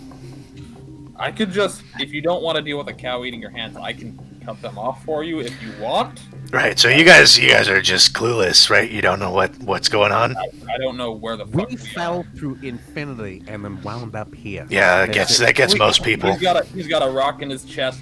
He broke gravity, and I picked Not up a rock, stick. it's a- Yeah, I see. All right. All right. Yeah, look. I'm not really here to be like a welcome committee or anything. I'm just kind of trying to solve I have my own problems. That's fair. But listen, I'll help you guys out a little bit. You're in a demi-plane called Potentia. You guys heard of like liminal spaces? No. It's like the places between places. Of course. Right. All right, this is the place I like between that. the places between. So like, if a liminal place is between two places, this one's between the liminal place and the first place. You get me? All right. All right, okay, Yeah. I'm gonna have to get more. I'm gonna have to get more specific. So there's a. You guys know about the astral sea, Yes. right? So there's the astral sea, and then the astral sea kind of covers a lot of places, but nothing can be infinite, right? So there's the periphery. There's the infinite forest, but sure, we'll move That past is that. the infinite force is not infinite. I don't know what the hell you're talking about, but there's a place called the Periphery, and the Periphery is everything that isn't, because nothing can be nothing, so it has to be the Periphery. And Potentia, where you are right now, this is where everything that ever will be or ever was is. Following me? So if is what wasn't is and it will be, but it won't be with which it is. No, you're being obtuse on purpose. If anything's ever existed or ever will exist, it's here. Anything you ever lost, it's here. Like you see the big golden castle, right? Yeah. Yeah, you know how many societies have like lost cities of gold? Of course. Yeah, it turns out one of them did, and it's there, and that's where I mean, I guess the king or whatever you want to call him. This place is like sorted planarly, cosmically into like places. So you guys got dumped in the garbage because you're trash. No. That's a All right. little- That seems. I don't want that to seems be. a Listen, little bit guys, I don't harsh. want to be rude, but like you are, it's just the way the planes work. Anything organic is garbage. Yes. Okay, that I understand. Yeah, you're basically like, as far as cosmology is concerned, you guys have an expiration date of like 3 minutes. You're basically disposable plastic packaging. I lasted a minute. I don't know what plastic is, but I understand what you're saying. Oh, you're one of those guys. All right, listen. So things that aren't worth anything get dumped out here. Things that are worth something get dumped higher up. And the guy who lives in the gold castle figured that out faster than anybody else did. So he got the golden castle. Yeah, so he's got the golden castle, and it's kind of unfair, but I mean, you know, that's how I don't know, And democracy. Get us to be not here anymore. Oh yeah. You want the portal back to wherever the hell you came from? That's in the golden castle for sure, for sure. Because everything, I mean, there's portals everywhere in this plane. It's one of those gateway planes, but they're really high up. So like that's why you got throttled down. But the one that you can actually like walk through, that's in the big golden castle. So Just like my tower. he's not making these hand motions. I just have to talk. His hands are chained to his side. Anyway, yeah. So that's sucks. All right. Well, at least now we've got a direction to go in. Yeah, I mean, if you ever see this Jacaster Hawklight guy, if you ever run into him, maybe come like find me, cause like, Tell him to find you in the garbage pile. no, I mean I'm around. I just come check whenever somebody falls from the sky if they're Jacaster Hawklight or not. Jacaster Hawklight. Yeah, I mean I've never met him, but I mean he's existed at some point, so he's gonna be here. Oh. But what okay. happens if you were just to find his body? I don't know, man. I didn't put the Yeah. curse on me. Look, if that happens, maybe try and get the cow to eat it because you seem connected to this cow somehow. Listen, man, it's part of the curse, and I'd really rather not be on this cow, but I mean, at least I'm ambulatory, like it goes where I want it to, so like, I guess, consolation prize. So, Um, gentlemen, the answer is we have to build a ladder. Yeah, alright, good luck. You guys, by the way, you're gonna want to, like, not look like you look like. What does that mean? Right, so you look like people who aren't from here. Actually, you know what? Your blue guy over there, he's doing a pretty good job. So you want us to look like we're not from here? No, you need to trash yourselves up a bit. Is what I'm getting at. This pile of garbage. Yeah, you know, be in the pile of garbage. Find, like, I don't know, put a trash bag over your chest, or like some hubcaps on your head, or like, I don't know, tie some teeth around your neck. Figure it out, but like, look like someone who's been scavenging around here for a long time, or you're gonna get taken advantage of. We must blend in and look like the I'll locals. take my knife and I'll put like some tears in my tunic and shit. Yeah, that's definitely what I meant. So, which way to not this particular trash dump? Oh, well, I mean, again, everything that ever existed or ever will exist is here, right? So, like, and pick a direction, you'll get to a different trash dump. They end at some point, but so, alright. You gotta watch out for trash geysers, okay? Like, the cascades. No one's gonna tell you this, but okay. So, like, the plane's not infinite, right? So stuff spills over the edges, but when it spills over the edges, it spills over the edge into Potentia, and then when it's in Potentia, or it's in the Periphery, it goes into Potentia, and it falls from the sky again. So, like, you're gonna get hit in the head with a washing machine at some point. It just happens. I don't know what that is either, but alright. I really don't like this. Are you from, like, No. you from one of those, like, Stone Age towns? He's a forest boy. Yeah, the forest boys. You ain't gonna find any forest here. I mean, there is a forest here, but it's not like the forest you think of. They just call it the forest. It's all the timbers that hold up the town on the stalks. So there are trees that fall in here. There's wood that falls in here. We don't get, like, a whole tree very often, but, I mean, sometimes we get plants, but they usually end up in the Golden Castle. I mean, it makes sense that there would be trees because you said everything that ever was or ever will be in trees both was and will be, so... Yeah, but trees exist, right? So, like, they're busy doing that, and they don't often not exist, so they aren't usually here. Forest fires. Yeah, we get trees sometimes, but when you have a forest fire, what ends up here is ash. Open wood. Hey, you guys want to know, like, a fun fact? Sure. No. You want to know? always. You want to know what substance is lost more than any other substance ever? I think I know the answer to this. Yeah, I'll give you a gold star if you get it. Is it socks? No, actually, like, weirdly, socks are really hard to get here. That's incredible because I am missing all of my socks. Yeah, no, so you don't lose your socks. Socks are stolen by an extraplanar filcher. Ah, His name's Greg. He's a fucking asshole. you know, that was I enjoy the fact that, like, it's just one guy. It's just Everyone one guy, knows yeah. who it is. No, he shows up here. He sells them. He's got a shop. You can probably find your socks there. I mean, I have gotten quite used to being without socks. But yeah, it's alcohol.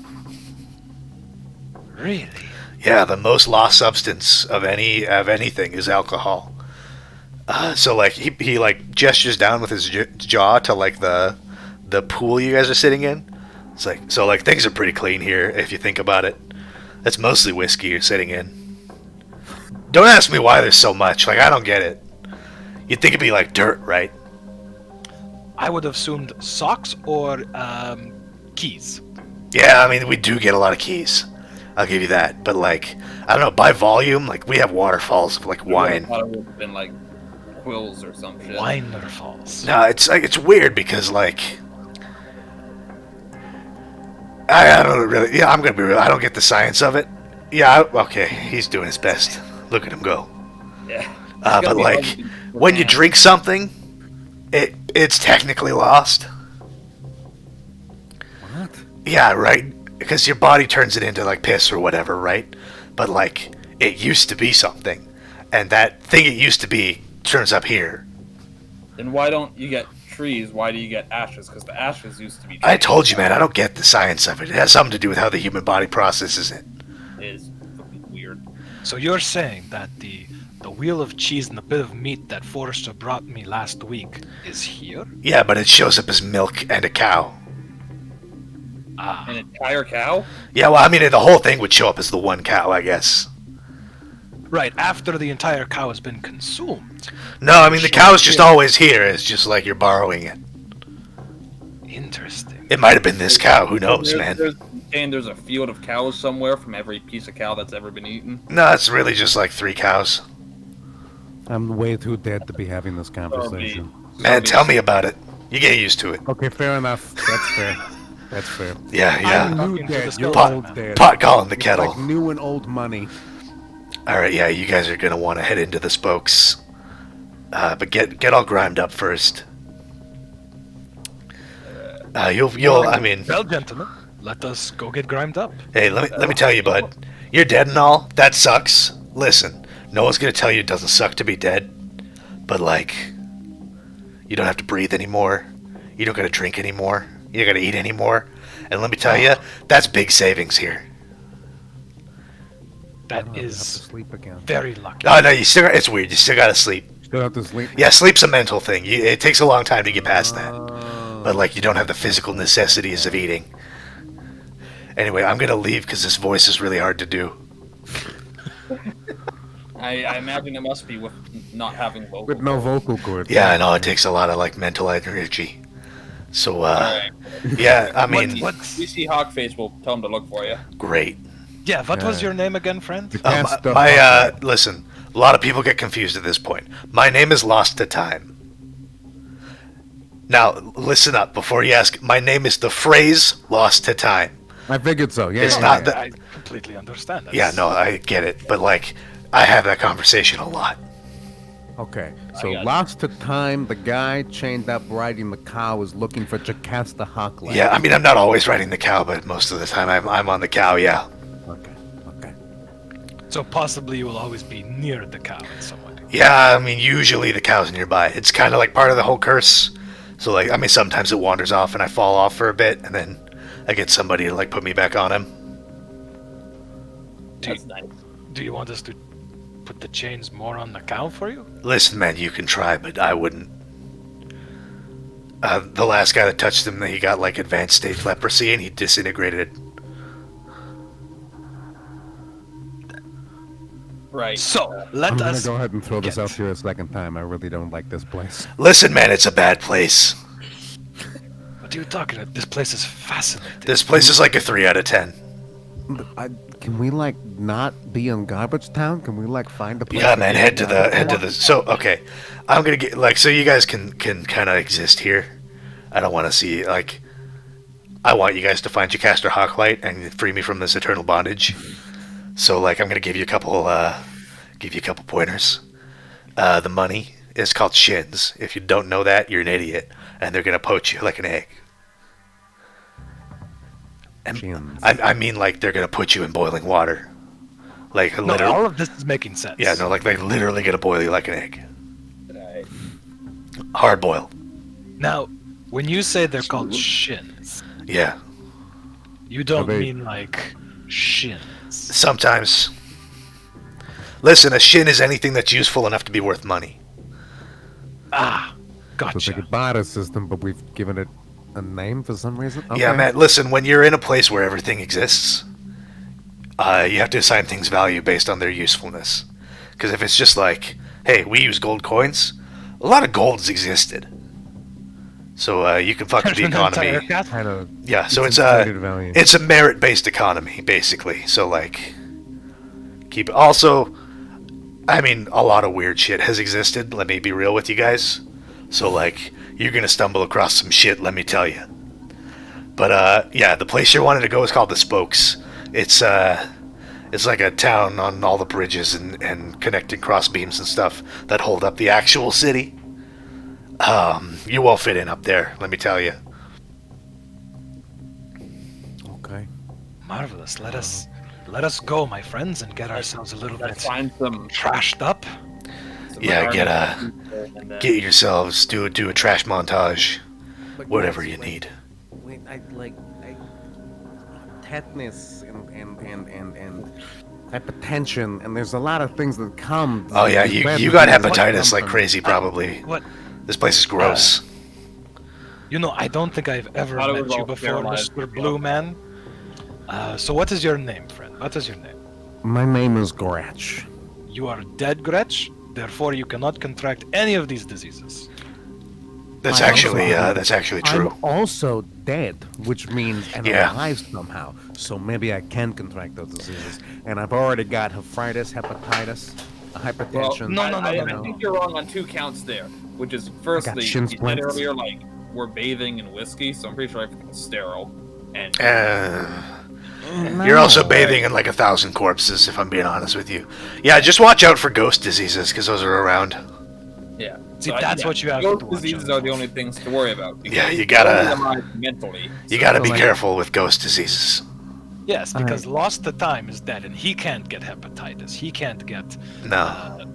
rheumatoid arthritis. Well, he might be able to get rheumatoid arthritis. Yeah, I mean, I'm real stiff. There's some issues there.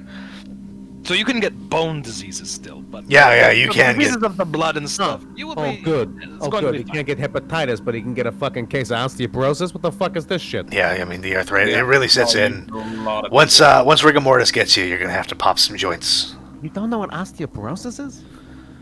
How do you not know what osteoporosis is? Listen, you guys just told me he's like one of those little forest people. So he's probably having a struggle here. well. We thank you so much, Lost to Time. We will, if there is an occasion that we can find Jacaster Hawklight, we will make him find you or bring him to you or some such thing. Yeah, I mean, I'm usually around the place. very specific. I listen, man. There's not a lot of places to be. I mean, this Alright, is let's the go- place. Just ask the nearest person if they've seen a skeleton wrapped in chains riding a cow. You'll probably find me pretty quick. Okay, that's a fair point. That's actually. That's, I that's a feel like solid there's point. not many of those. No, there's only like Solid point. probably just me and like the other two cows, like I mentioned. There's only Oh, like one the of the three. cows. Yeah, I Oh, mean, Cow. things can exist in a lot of places at once. You're gonna learn that. I go to like react, and then I look at my after image again and go, yeah. Yeah, all right. Good luck with your shit, I guess. And good luck with yours. Yeah, all right. And the cow starts to like turn around, but then it just like stops and it starts like munching on something, and the guy's just like, God, I can't make a goddamn exit. And he like kicks it a little bit, and it moves like 3 feet, and he's like, "Fuck, all right, just go. You have to leave."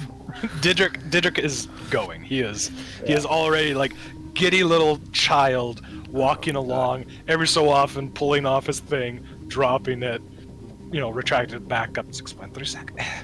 0.63 every time. Gravity is back to normal.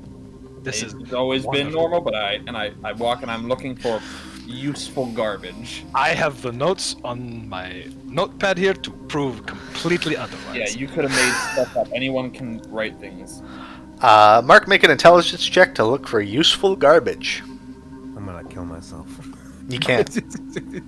Just Wow. Make a mic I- check to kill yourself. No, it's another 3. My dice hate me today. Okay. Yeah, you look around, and you guys are currently in like the organics refuse. So like, there's not a lot you can see here that is of particular value. Cabbages as far as the eye can see. I am going to climb the mashed potato peninsula. Okay. The mashed potato plateau, that someone has intricately carved. It would just be potatoes in their core form. Aw. You can mash them here, but they exist as their original state. Damn. I'll get a potato. All right. Yeah, Add it, Teddy. I mean- write it down. All right. Write that down. Potato. Don't know. Dedrick's gonna look for some place that he can kind of climb up onto to get up. Yeah. there. No, there are definitely mounds.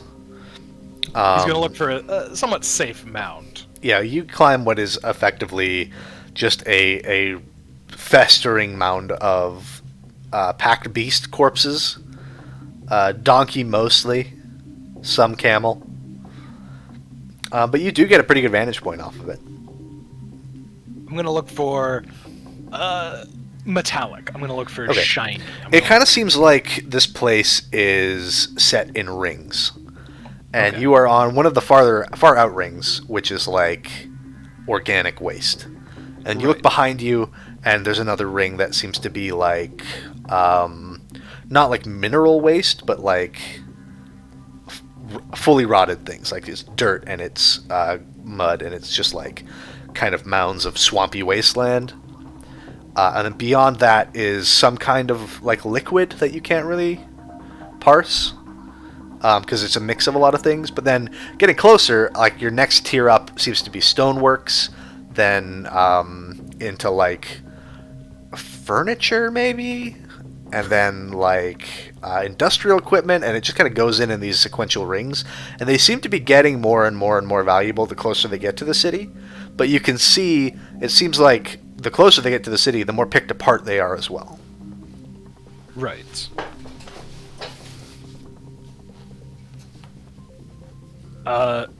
Didrik's gonna start heading towards like the furniture industrial kind of area. I mean, I guess he's gonna start heading in because Yeah. there's stonework, furniture, that kind of shit. So, Okay, gentlemen, I believe I have the way to go. Adrian and Dretch, do you follow? I Yeah. will follow the madman. It's fair. Can't prove it. I don't think you need to. If I'm being real, I don't think you need to prove it. I think it kind of proves itself, honestly. You guys kind of piece your way through this trash pile, and it seems like channels have been dug in to like provide roads almost. Almost like a children's maze. It's like there's a road between each ring, and then these like chutes that come in at random places where people maybe cored out to find particularly useful pieces of scrap in the past. But you guys find yourselves in the ring, kind of right between the wooden furniture and the industrial kind of like appliances, maybe. It's the sea of stools and washing machines. And deep in the distance, probably about a mile from you, you see one of the like cascades you were warned about, as just like a huge pile of stuff shifts and like collapses, and then falls from the sky again, and there's like a huge crash resounding.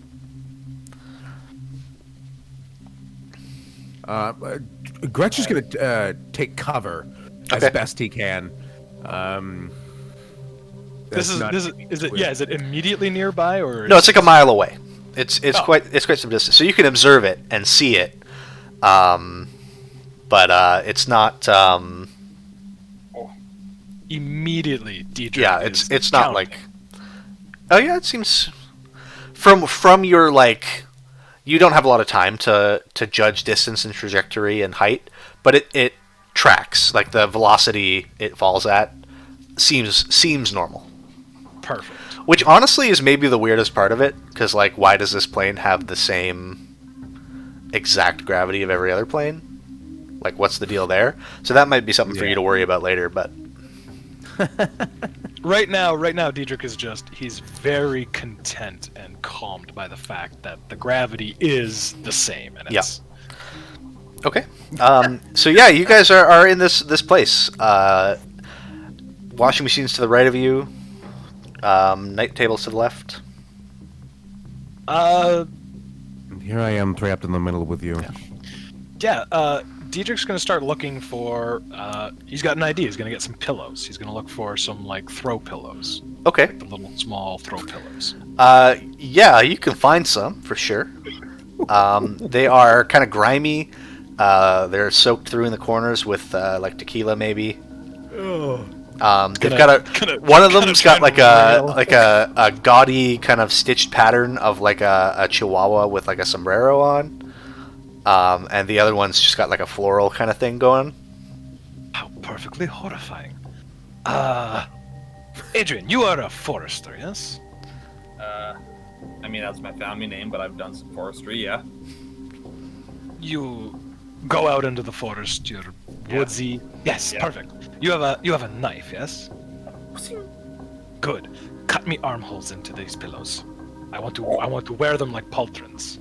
Sure. I will cut him armholes in the pillows. He will slink them up and like there's ripping and shit like that Okay. as he's pulling them up and trying to get them to just look like two. So he's Which shoulder is a chihuahua? got the right one. Okay. Yeah. I'll hold on. Let me. It's important Right information. shoulder. Yeah, I gotta write that down. Right shoulder, Chihuahua. It's just. I mean, yeah, the skeleton did tell you to get garbaged up, and that's a garbage outfit for sure. I'm gonna look for things that are maybe a little sturdier that I can apply. Basically, like metal panels, washing machine doors, hubcaps. Even though Adrian doesn't know what those are. Yeah, Like, he can recognize this is steel, and it's got. Yeah, it's not hard to find enough scrap pieces of garbage because it seems like the stuff here kind of like sits for a bit and then gets dropped from the sky and then sits for a bit and then gets dropped from the sky. So almost everything is like easily parsed into panels and pieces and garbage. Yeah, and like I've got spare like a big thing of spare rope, so I'll use that to tie Okay, myself. make an intelligence test Oh, good. because you're trying to get armor out of it, and I want to see. I got one better. I got a 4. Okay, you're wearing it. It's armor for sure. I mean, I'm not. Oh no. Crafting's not my thing. If someone Yeah. wants to help me fucking with this, As far as Adrian is concerned, this will work. I mean, all right, cool. Because why wouldn't it? It's metal and it's like tied to you. It's in the right places. Should be fine. All right. Diedrich Correct. is going to have found, hopefully, some lampshades, and he's going to have them up over his knees. So you're wearing like leg warmer lampshades. Yeah. Okay. This is all correct. Yes, I look suitably like I belong here. Yeah. I just. Gretch, what do you do? I just watch these two fucking start pulling garbage. They're like, aha, and pillows and Yep. fucking lampshades and metal. And Gretsch just like is just so, he's just been staring at the diamond in his chest. And every once in a while he's like, and he's just trying to remove it, but it's really in there. You do And think also you could not get it out? Okay, yeah. You've still got your thieves' tools. You've got like a pry bar in there. You're pretty sure you could pop this thing out of your chest. Yeah, he's gonna try. He's gonna really try. Make a might test. Like these guys are like, we're gonna get ready. We're gonna look. I'm like, I need this out of me. Yeah. Okay. Yeah, Diedrich, you're putting lampshades on your legs. Adrian Forrester is tying this makeshift armor to himself, and you guys look over. Gretch has a crowbar jammed into his chest wound, and is trying to pry the diamond out of his chest. Yeah, roll might. This is going to be difficulty 4, but you have an asset because you're using crowbar, so you need more than a 9. I can't wait to. Do you want to spend effort?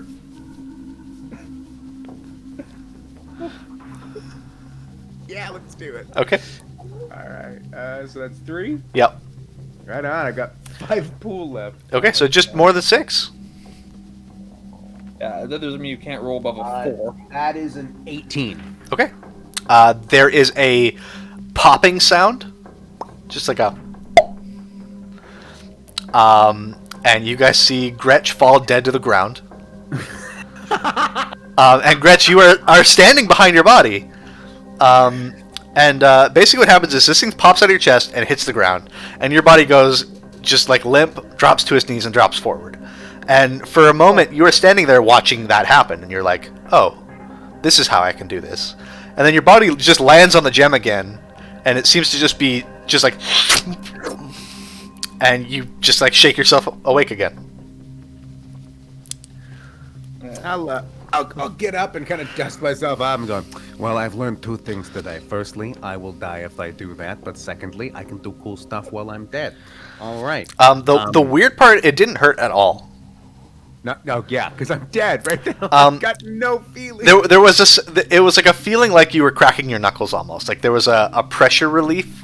Oh, no. And then you were just kind of free floating in this ghost form, and then just like a real good like joint pop when the thing went back in place, just like a. Oh, God. Oh, okay. Okay, so that's how I do the cool thing. Every time I'm like, I now keep the pry bar like on my I'll find some wire and just like tie it around my hips so it's just hanging there. You can feel it's actually like looser than it was. Oh, okay. So you think you can pretty much just like okay, gotcha. do it.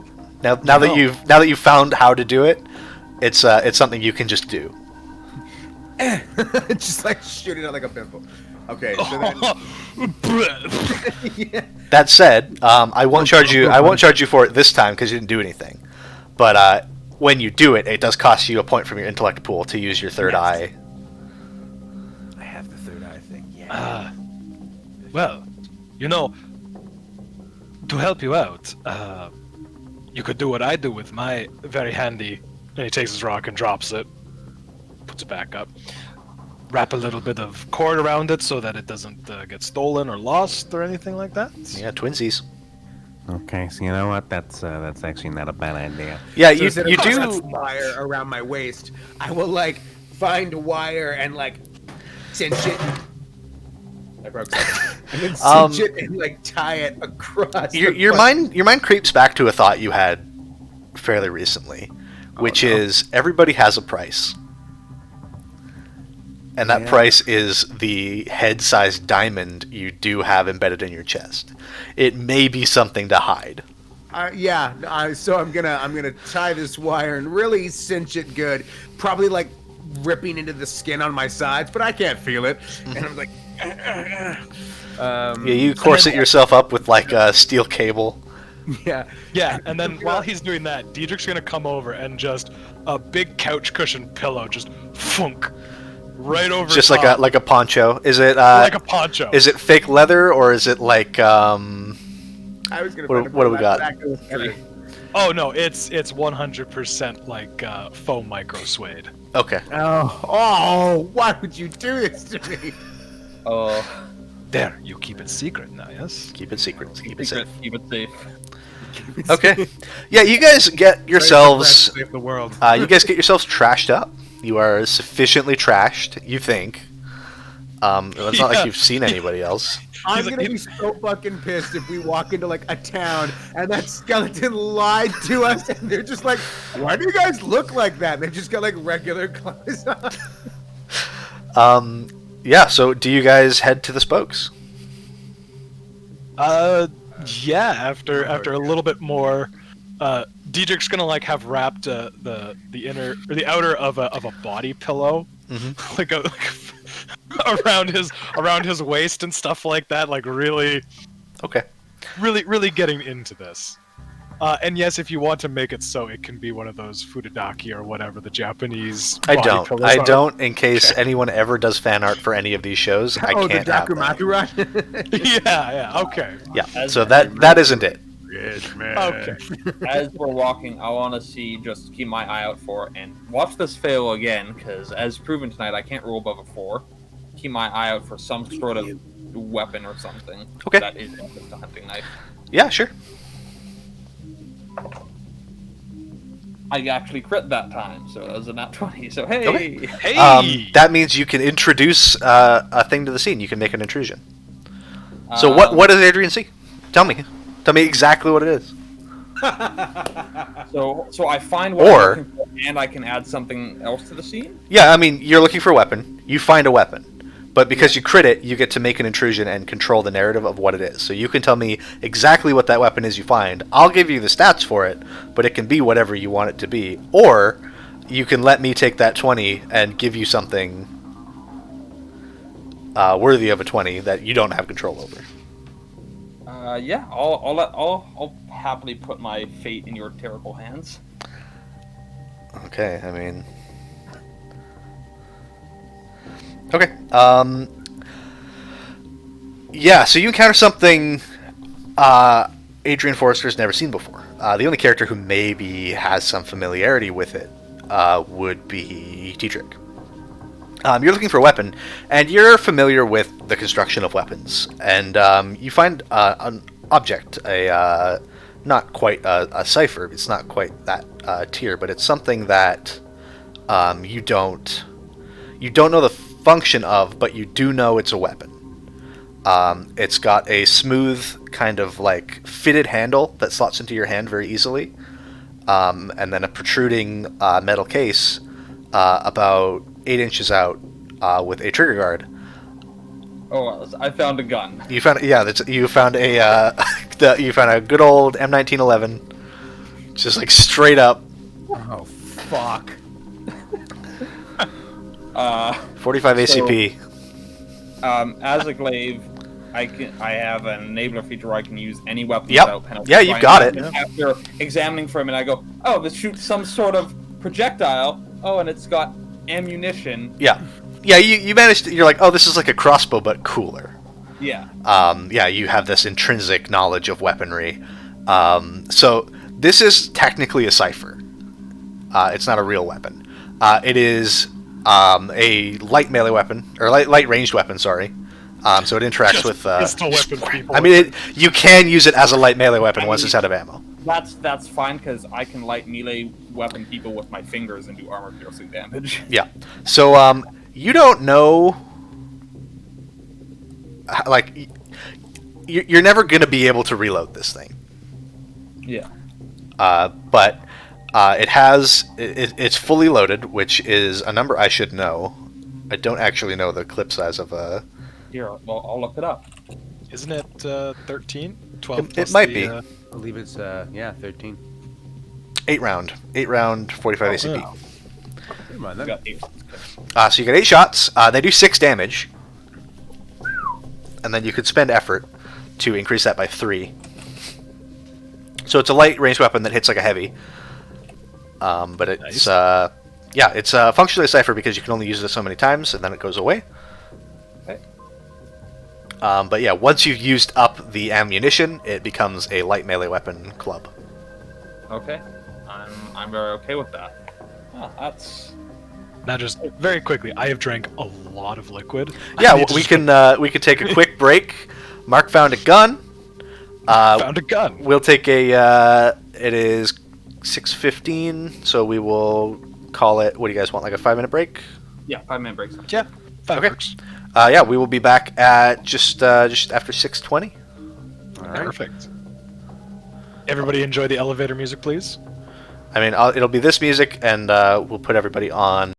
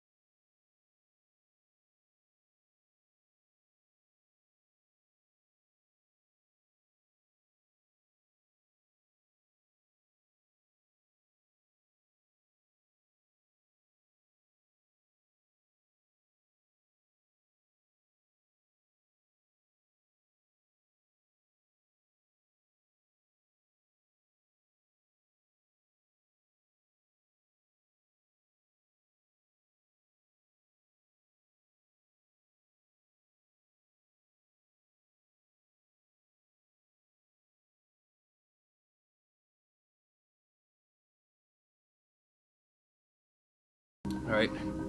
What up? We're back, except for James, but now now everyone can simply shame him. He knew what time he was going to have to be back. He says he's coming. He does say this. Run! Faster! Faster!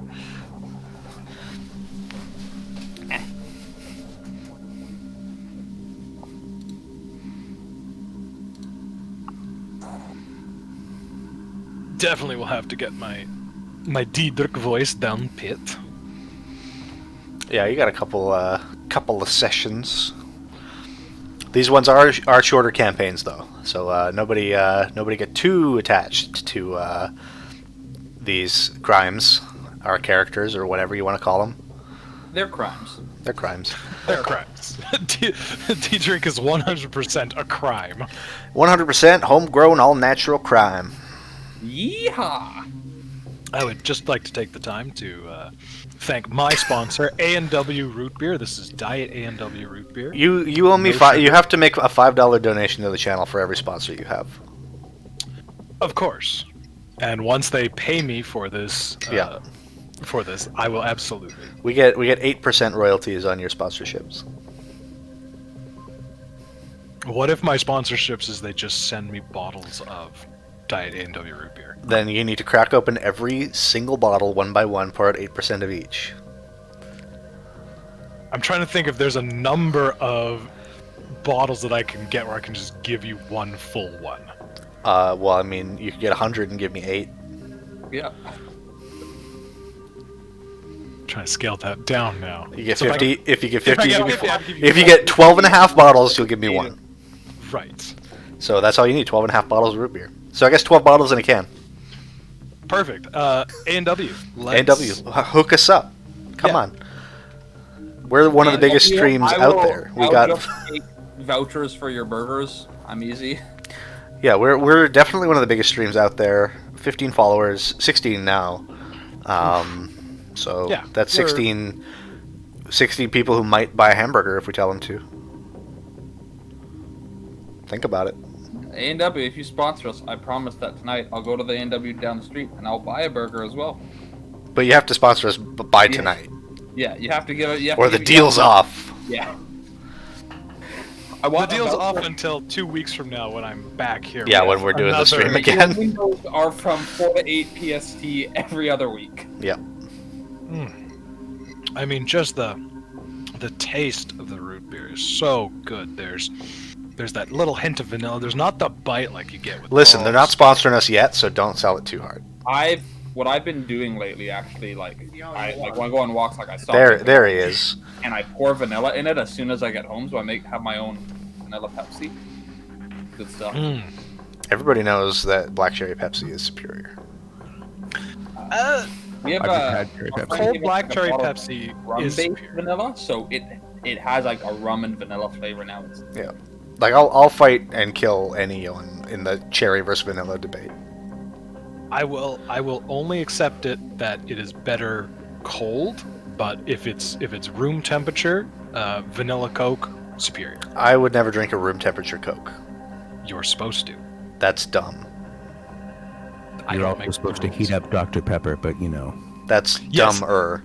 You are supposed to I didn't know cook about the it. heating up Dr. Pepper. I knew that Coke was originally brewed to be drank at room temperature. I did know that. All right, nobody ever buy Dr. Pepper or Coke again. This I is love Dr. Pepper. Dr. Pepper is amazing. cold. You can have cold Dr. Pepper, but you can't have hot Dr. Pepper. You're also supposed to drink Mountain Dew with your whiskey because that's what it was literally invented for. Was a mixer for whiskey. I believe it. I will not do that because I'm allergic to alcohol. So Really? Oh, okay. Yeah, don't I do mean, that. We need you around, bud. We All need right. you around. Well, we could replace them. No. It's only like, it it's won't only one kill me, session in. but, put me out of Got your back, commitment Mark. for like a couple hours. Okay, so you guys are making your way towards the spokes, which is apparently the local parlance for the forest of timbers that holds up the real city. And you've cut your way through one of these roads that have been cut into the scrapyard. And the site you see before you is surrounding the spokes is like this big sprawling shanty town where things are a bit more spaced out. And then once you get into the spokes, it's pretty much the Vegas Strip. There are neon lights and loud noises, and like, it's fucking crazy in there. This is wild. What do the people look like? Well, you're still walking through the shantytown, and most people are looking like they're wearing garbage. Okay, thank Christ. Okay. Um, It was like, okay, we immediately turn around. We're gonna hunt down that skeleton bitch. Um, We're gonna kill him cow. somehow.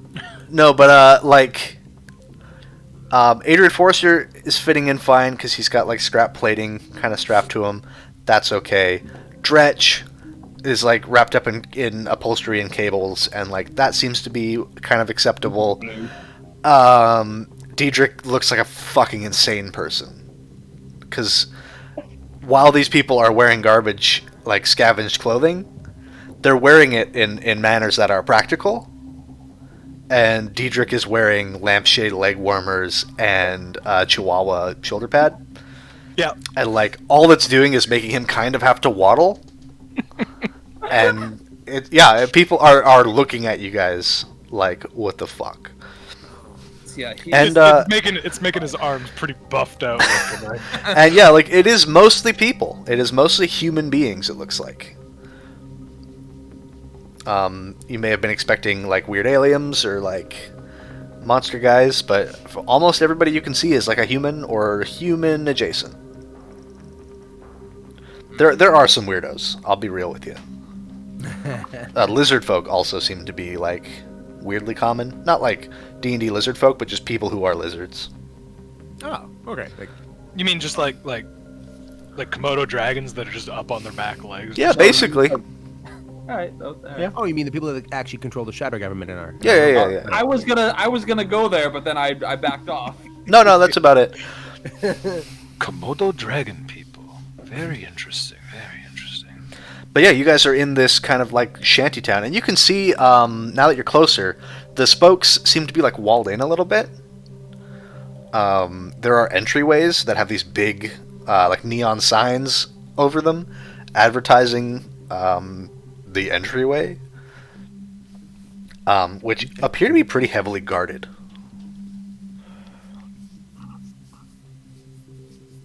Are you guys gonna find something to do in the shantytown, or are you gonna go straight in for the spokes? That's a good question. I mean, do we want to gather some information about the like, you know, the Vegas Strip place from the shantytown? Oh, absolutely. Okay. Immediately, Diedrich stops a Komodo person. Okay. Immediately taking in everything about How you do that? literally as like he sees one, he just beelines straight for them with his fucking waddle of This guy, this lizard. I shouldn't say guy. That's racist. that is sexist. This lizard has a look of panic on its face, not akin to if a maniac wearing couch cushions sauntered up to you in the street while you were running errands. Alton, friend, I have a question for you. What's up?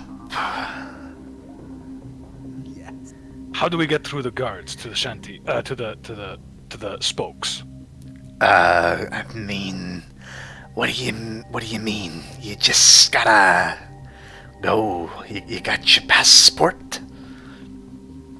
I don't. What kind of what kind of passport? You gotta have your papers in order.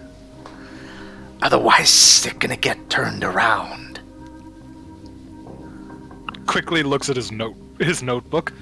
All the papers are in order.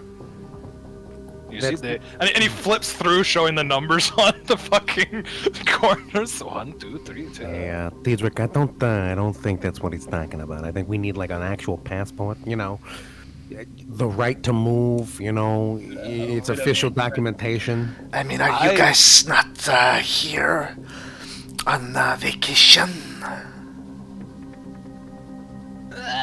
Vacation is a strong word. How'd you get in here without a passport anyway?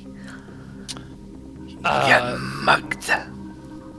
No. We did actually. Well, we our documentation, including a couple of our other belongings that had value, shins, fucking got taken from us. Now I'll admit we kind of did stupid by trusting somebody we shouldn't have. Made a mistake. Ain't gonna fucking happen again. But now we're kind of trapped. And we could really use some help. Not like from you specifically, Same but old like story. you know how it is. You're living here. gonna want to go to the helping house. The helping house. Yeah, go find Sweet Auntie Needles. Sweet Auntie Jesus. Sweet Auntie Needles. Jesus. Oh no. She sounds like a good person. Sure. Can I try to gauge if this lizard person, and I recognize like I'm a human, they're a lizard, there's like Yeah. this disconnect in insights. I just want to figure out if like they're sending us to a trap or if they're trying to poach us, Like if Give me I don't an wanna get intellect blood. test. I'm gonna call it difficulty 5 because it's a fucking lizard. yeah, okay. It's got a reptilian face. It's hard to read. So you need a difficulty 5 is you need a 15. Gods of dice, guide my hand. No more ones, please. I can't have backwards feet. I curse you. So that's a 20. Oh, okay. A lot of 20 so far. Well, it's also been a lot of ones. That's fair. You did die. You did literally. You were slain. No. Okay, yeah. So you get a read. This person's information is legit, and he wants you away from him as soon as humanly possible. Literally possible. No, he wants you to get away as humanly possible, because you guys are human, as possible as you humans can. Get away from him right now, please. Ask him And where then the you help can guy- make an intrusion now. Is you got the 20? You can add an effect to the scene, add a narrative. What does Gretch see or do, or what happens that gives you the edge here? Oh god. Gretch has always been, he's not a suave individual, but he's not an idiot. He's always been able to read the situation well. So, oh god, I really like this about Numenera. This is kind of cool. What gives him an edge? Gretch. So this Gretch is is like able to an kinda- extra effect that benefits you. Is what you get out of this. Oh god. I'm pulling a fucking blank here. This is embarrassing. Like an easy one is like this lizard is gonna take some pity on you and give you some money. Okay.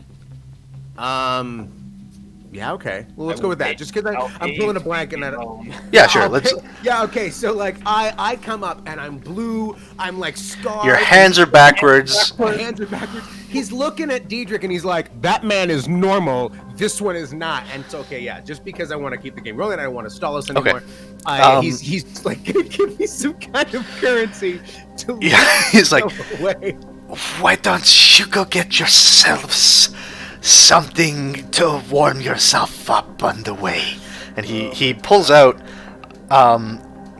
honestly, like a handful of bullshit, like just garbage. Like there's strips of plastic and like a metal file and like just slightly useful things that like when clumped together just look like a handful of recycling. And he will give you 10 shins. 10 shins. Adrian's gonna see that, look at it, look back to the garbage pile they came from, and be like, "Shit, we should have picked up more stuff."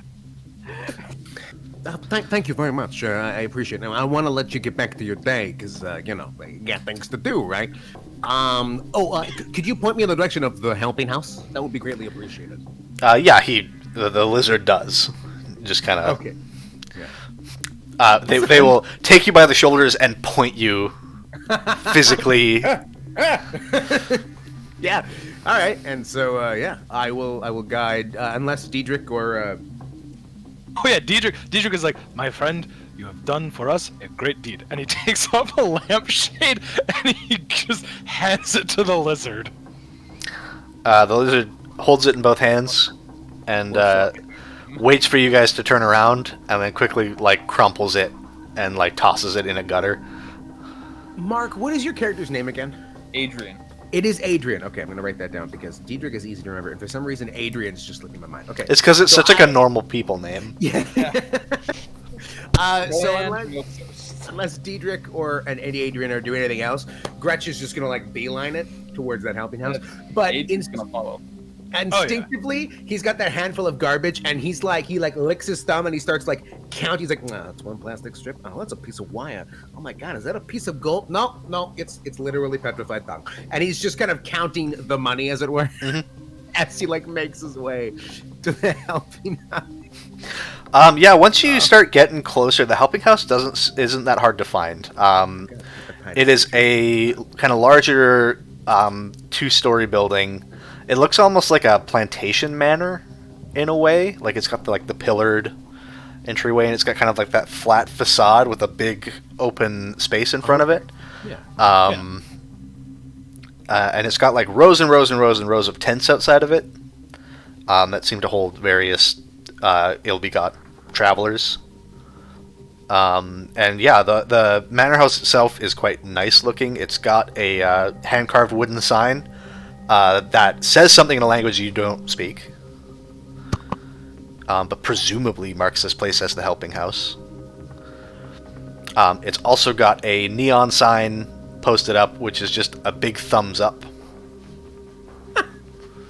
That's fantastic. Gretch, when we get to the helping house, Gretch is gonna make a really obviously bad excuse. He's like, I have to, I gotta go do something around the corner or something. Just give me a second. And he's just it's very obvious. He's never been good at lying. Like when it comes to like this part of his life, and he's gonna quickly scoot around the corner, and he's gonna like leaf through his garments, and he's got a little sling on the inside of his armpit, and he pulls it out, and it's his colloidal silver, and he's looking, and it's got like this much left, and so he just kind of like runs it along his tongue, and he's just like, oh thank God, oh my God, I don't got much left. And he's just like, it's very, if any individual pokes their head out of a tent, it is this strangely intimate situation between Gretch and this bottle of colloidal silver, and he like takes a small swig of. Adrian being curious, and Adrian like pokes his head around and goes, "Nope." Like, and then he'll like stuff it back in and come back and like, oh hey guys, let's helping us, right? See, of course, in the meantime, like Diedrich is like, Adrian, I need you to count for me. What? And just like a couple of times as The second or third time Adrian is just like it hits the ground, Adrian just kind of like has an urge to kick it. It's like a 6-pound block of concrete. Yeah, it's a 5-pound block of concrete, basically. You can. He's like, count for me, and he drops it. You're like, what? It's just like, he's like, that's not a count. You're like, what? Okay. What? 0.63. First part of the word 0.63. one, like, could be. Do you guys walk into the helping house? Yes. Yeah. Okay. So the doors open, and it's like the whole separation between the first and second floors have been knocked out. Oh. Like there's no there is first floor and ceiling, but there are still rooms Gotcha. that are like accessible via ladder. There's no one immediately visible, but there is a bell that rings when the door opens. So presumably somebody knows you're here. Diedrich just kind of bats it a couple of times. Okay. After a short while, you are treated to a strange sight as a woman walks like horizontally around the corner in like between the floors, and is kind of like standing on the corner, almost like gravity is sideways for her. And she looks what is down for her at you. Immediately you notice she does not have any arms. I poke Diedrich and I go, I don't think gravity works for her. Figure that out. The rock is fine. It does snap one of the tiles on the floor in half as it hits the ground. Diedrich kind of puts his foot over it, and then like slowly puts his lampshade down, like slides his lampshade down to cover it, and then steps his foot out. Okay. And leaves the lampshade there. So this armless woman is dressed in a way that supports her horizontal lifestyle. It's kind of like tight wrapped clothing that isn't gonna like flop around as she moves, and she looks at you, and she watches the tile crack and your ill-fated attempt to hide it, and she says, I apologize. "You must be here for the help." Yeah. Was it that obvious? Possibly. It was pretty obvious. Wearing, man. What do you need? We don't have passports anymore. I see. They were taken from us. That is problematic. And Yeah. we would like new ones? Do you have a lot of money? Define a lot. There are people who could make you some passports. They do not do so cheaply. This whole thing. I must know your name. Well, my name is Razmi, but Razmi. most of the people here call me Sweet Auntie Needles. I honestly, if I'm being like frank, I don't particularly know why it's a lot longer than my name is. I'm sorry, I caught nothing of that because I must know how you're doing this. No, I get it. I get it. They give you a nickname that's longer than your real name. I get where Significantly you're coming longer, like from. little, I get where you're coming from. like really How long. are you? How are you this? That's how I am. I'm sideways. I don't have any more lampshades for the, So, for the tiles. So you can't stand the way we stand, like by choice. You are horizontal. Well, I mean, we're horizontal to you, I guess. But you know what I'm saying. Like this is just how you are always. No, I mean I understand that I'm the weird one, but yes, it's for me. I am sideways. No, you are magnificent. I mean, you must know that planar travel often has its quirks, and in the arrival, some people they are sideways. I slowly raise my backwards hands. I'm like, no, I do. Yeah, no, you'll find any weirdness that you think you have been afflicted with is not unique and is not abnormal. Most people you see here have some strangeness to them. Well, that makes me feel a little better about Well, that's good. consistently feeling weird here. Okay, so Say since we didn't have a lot of money, hypothetically, is there a way we could get more, or would they be willing to do it for a... There are ways to get money. There are people who will pay you to do things. I don't know your particular skill sets. I'm always looking for extra hands. Ha ha ha ha. Get it? No, don't laugh. It's cruel. But I don't pay particularly well because the Helping House is not a profitable organization. But we have connections with the. What's your deal like? You kill guys for money, or? I mean, I've never killed someone for money. Oh, just for free? I've Self-defense, I mean- and that's the law I'm gonna claim. technically I've done that, though not. They were coming for us, so I killed them. Yeah, okay. Yeah, sure. I believe you guys. So, I'm sneaky. I can get in places I shouldn't be, and I can get places without being seen. That's a You know? good skill to have. hmm I'm also not too. I'm not dumb. I'm not dumb. Okay. I got a good head on my shoulders. Sure. It's blue and scarred, Yeah. but I swear to God, it's a good one. Somebody He doesn't seem convinced by his own statement. somebody sure blew you up. I'm very sick. He broke gravity. Okay. What? Gravity? That's not that honestly, I'm not impressed. Suck it, Dietrich. Yeah, I mean, I'm sideways. Sorry, I was completely not paying attention to anything that's going on. There's He's she's trying to sideways. find out who we can work for to have enough money to get the passports we need to move on, and she's wondering I what mean- our skills are. Do you want to come by money honestly, or do you want to come by money quickly? I want to come by money, Speedy Gonzalez style. I don't know what that is. I don't. No one ever does for some reason. Yeah, I You it's- know what? Speedy. He's fast. Okay, you want money quick? You go talk to Klevas Prim. Go talk So- to who? Sorry? What? Klevas Prim.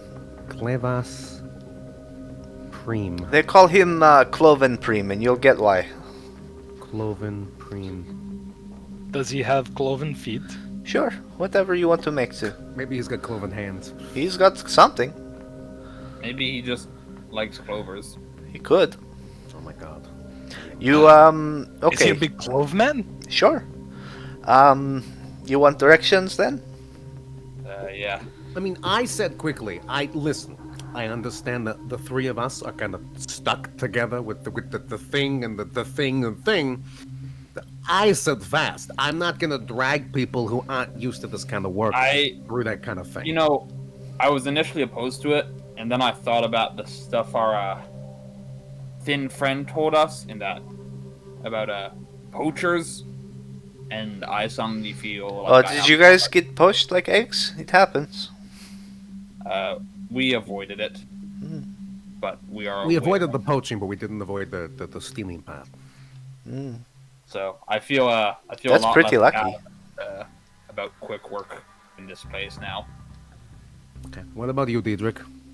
Listen, I again, I want to make sure that everyone's on the I same page. I think your Yeah. friend has a personal crisis. He needs to sort himself out. You mean gravity? No, he's been doing that the entire time I've known him. Which, I'll be honest, has been like 3 hours? Yeah, about that. 4 tops? I just want to know how she's sideways, and then It's how I am. It's my neck. She's just sideways. He's just blue. What's so hard to understand? I don't. But was what- blue before the portal, But can they you fucking go? ran, you know? Are you just in the one dimension of it, or can you go up and down the side of the wall? I mean, I can. Yeah, sure, whatever. And she The walks. walls are her She floor. walks up and down the wall a little bit. You know what? Like, the walls are her floor. Yeah, the walls are my floor. He gets it. Yeah, but when She's you get up on a window to from the floor, what wall. happens when you get to the floor? Or You like walk when onto the floor? you mean when I walk on the walls? From my perspective, you are on the wall. So when Yeah. you come down to my level, to what I am standing on, Yeah, it's which is like the it's like a wall It's to a me. wall. It's like a wall. So how did this happen to you when you got here, or after you got here? Oh no, it happened when I got here, and oh, it was bad. Let me tell you. Well, see, that's Oh my the thing God. that I'm having trouble with, because when you would have gotten here, you would have I fallen would from have- the sky. Yeah, it's and like then you would have just gone I would completely have sideways. fallen sideways through a pile of rusty scrap iron. Is what happened. And then did you have to jump from scrap to scrap, or Yeah, it took a long time.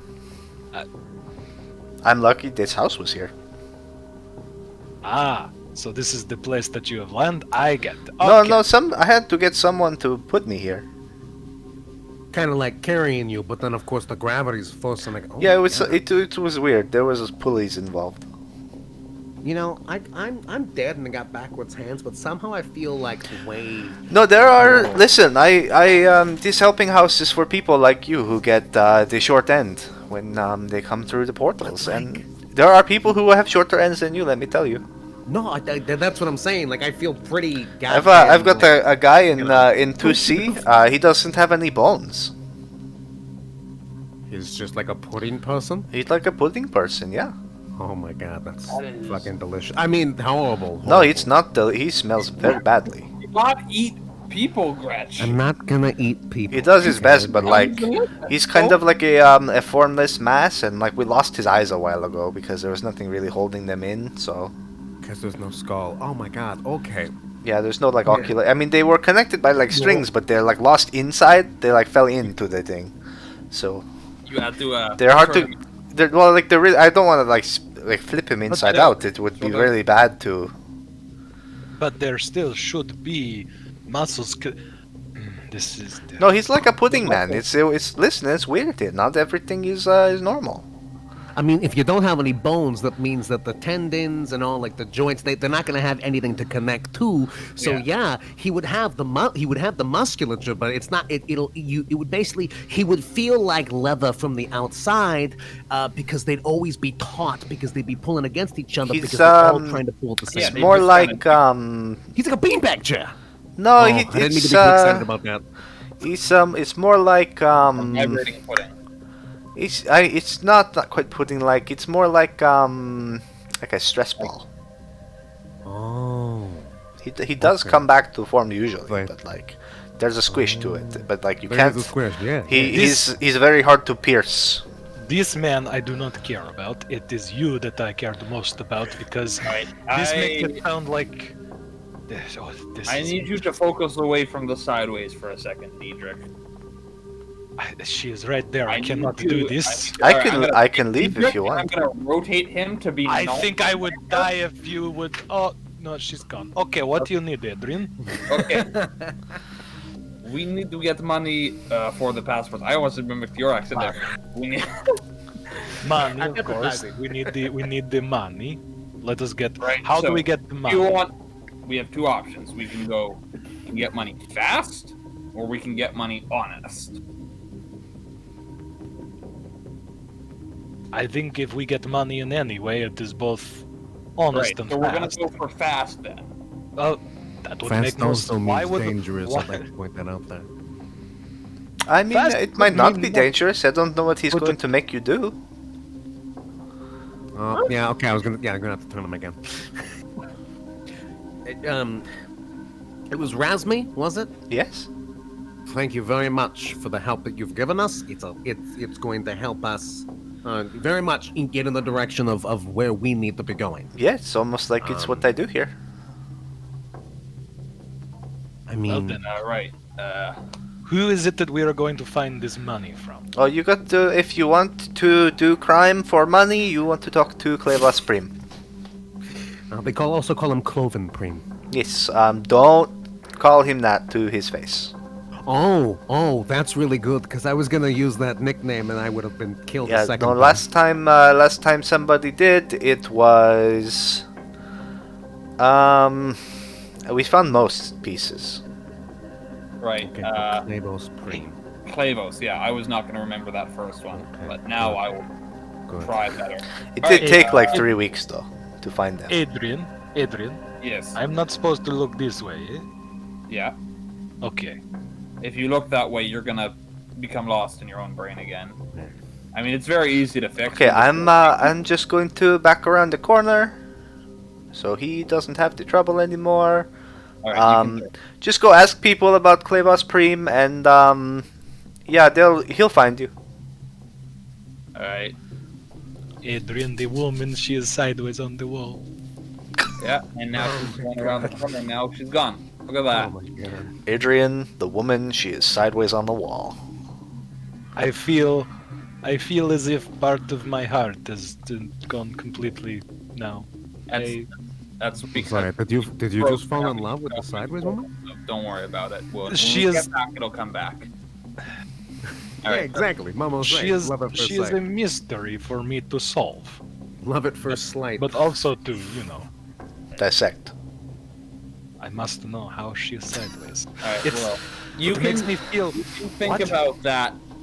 He in grabs he grabs Adrian suddenly by the shoulders, and is like, "What if this means that all gravity is personal to the person and not to the actual thing that we are standing on, Adrian? This is a breakthrough. This is amazing." And I'm gonna grab his hand and pull it off. Then I think you have a lot of work to do when we get back. Yeah. You need all your fancy tools to confirm that, right? Your You fancy don't need tools aren't fancy here. tools to Oh, do God damn it. this kind of work. I can do it on the road when we are going to. Right. Well, then do that in your head while we walk. I like your style. It's the simplest one there is. It is obvious that it's not in his head completely, as he will be muttering it constantly as he's And walking, writing everything down. Slightly behind him. Anytime I see him turn around or stop, I'm just gonna reorient him and push him along. Gretch will give Adrian like a solid thumbs up, like, but it's backwards, so it's like, Good job, guys. Good job. oh God, no. I'm afraid of what's gonna happen when I have to like stab someone and be like, ha! I don't know how this works anymore. Yeah. It's a good thing you didn't find a gun. It's just, it's like this. Yeah. Oh no. Oh All right, God. you do your thing and find us our crime boss. Okay, well, before we scared off Razmi, did she say which direction we could find Clavos Bremen? Or, You just said to ask around and he'll find us. oh, fuck. No, that's Yeah. not ominous at all. So, That sounds- yeah, continue those hand motions. Thanks, Momo. Yeah, okay, let's just go ask some people. Because that seems smart. Let's head into a place we've never been and start asking around about a homicidal maniac that if we use his nickname, he'll torture us to Well, death. just don't use his nickname and we'll be fine. I'm just saying, okay. Diedrich goes to the first tent as they're walking out, Oh, Son no. of a bitch. and just like, I'm gonna grab him and be like, maybe we let our crime boy deal with this, Dietrich. Oh. "You wanted, excuse me, inside the tent. Oh no. Um, Adrian's just gonna take a I couple cannot steps knock back and, because like, there is no look door." off the side like he's not a you awaken a sleeping person. Oh, no. They crawl out. Look at They that. are kind of tall, pale-skinned, really long hair, and they stare at you kind of bleary-eyed. Look they at their go. long hair. That is incredible. Oh my God, did you seriously just wake them to fucking stare at them? Ask them a question, please, I beg of you. We're already in this mess, let's just dip a finger in. What do you guys? What? Who? What? We are looking for, what's his name? Oh my God, Clavos Preem. Clavos Prim. Oh, Why? Where Oh God. because that is Because the we want to person do we're- crime to get money. Oh. I'm sorry, we just can't fucking How? like pitter patter around this. How are we Well, gonna we do don't crime know to how money? Clavos is going to give us money for crime, but we are going to find out by finding him. This is the most conspicuous Why? thing I've ever done. I don't like this. He like we pulls need- up his hood. Because we want money. Why else would we want to? We want shins. They look like they're thinking for a long time, and they go, I can't believe you wrote this. "Who?" Clavos Prim? Clavos? And they nod again, and they go, "How?" Oh, I think he's broken. There is a small disconnect in the communication here. Sir, I'm gonna slide you 2 of these plastic pieces. I hope you have a wonderful day. How about They you go find disappear somebody into his else? sleeve almost instantly. He's like, Yeah, it's just- you have a wonderful day. I'm very sorry that my companion here woke you. This should not have happened. They wave and they say, "When?" Right now? Oh, no. But we have to answer the question. I'm gonna turn around. I'm gonna walk up. I'm just gonna be like, all right, I think we're done, and shimmy Yeah, our we group gotta along. go. We gotta go. But they could Nope. tell us. No, Nope. no, Diedrich. There was something wrong with the way that person communicated. They asked how and when. They asked one of like Those the are all five magic scientific. questions? Those are scientific. Yeah, those are scientific But he questions. didn't answer our questions without questions. Well, Right? because When you we need. asked You him a need. question. Yeah, he was asking us the 5 questions: where, what, how, when. All right. Okay, Diedrich, you know how we came through the hole and he's blue and is dead, and Okay, well, easy there. You have I'm the not after wrong. image. I have feelings. Yeah. I think when he came through, he lost all words except the 5 question word. So he's useless to talk to us. And now we have 8 shins. No one said you had to give him shin. I'm not complaining. I'm just mentally doing Okay, math. How many okay. shins It sounded I get. very No worries. exacerbated that you had to give up some shins. All right. I didn't want him trying to kill us because I don't know what happens here.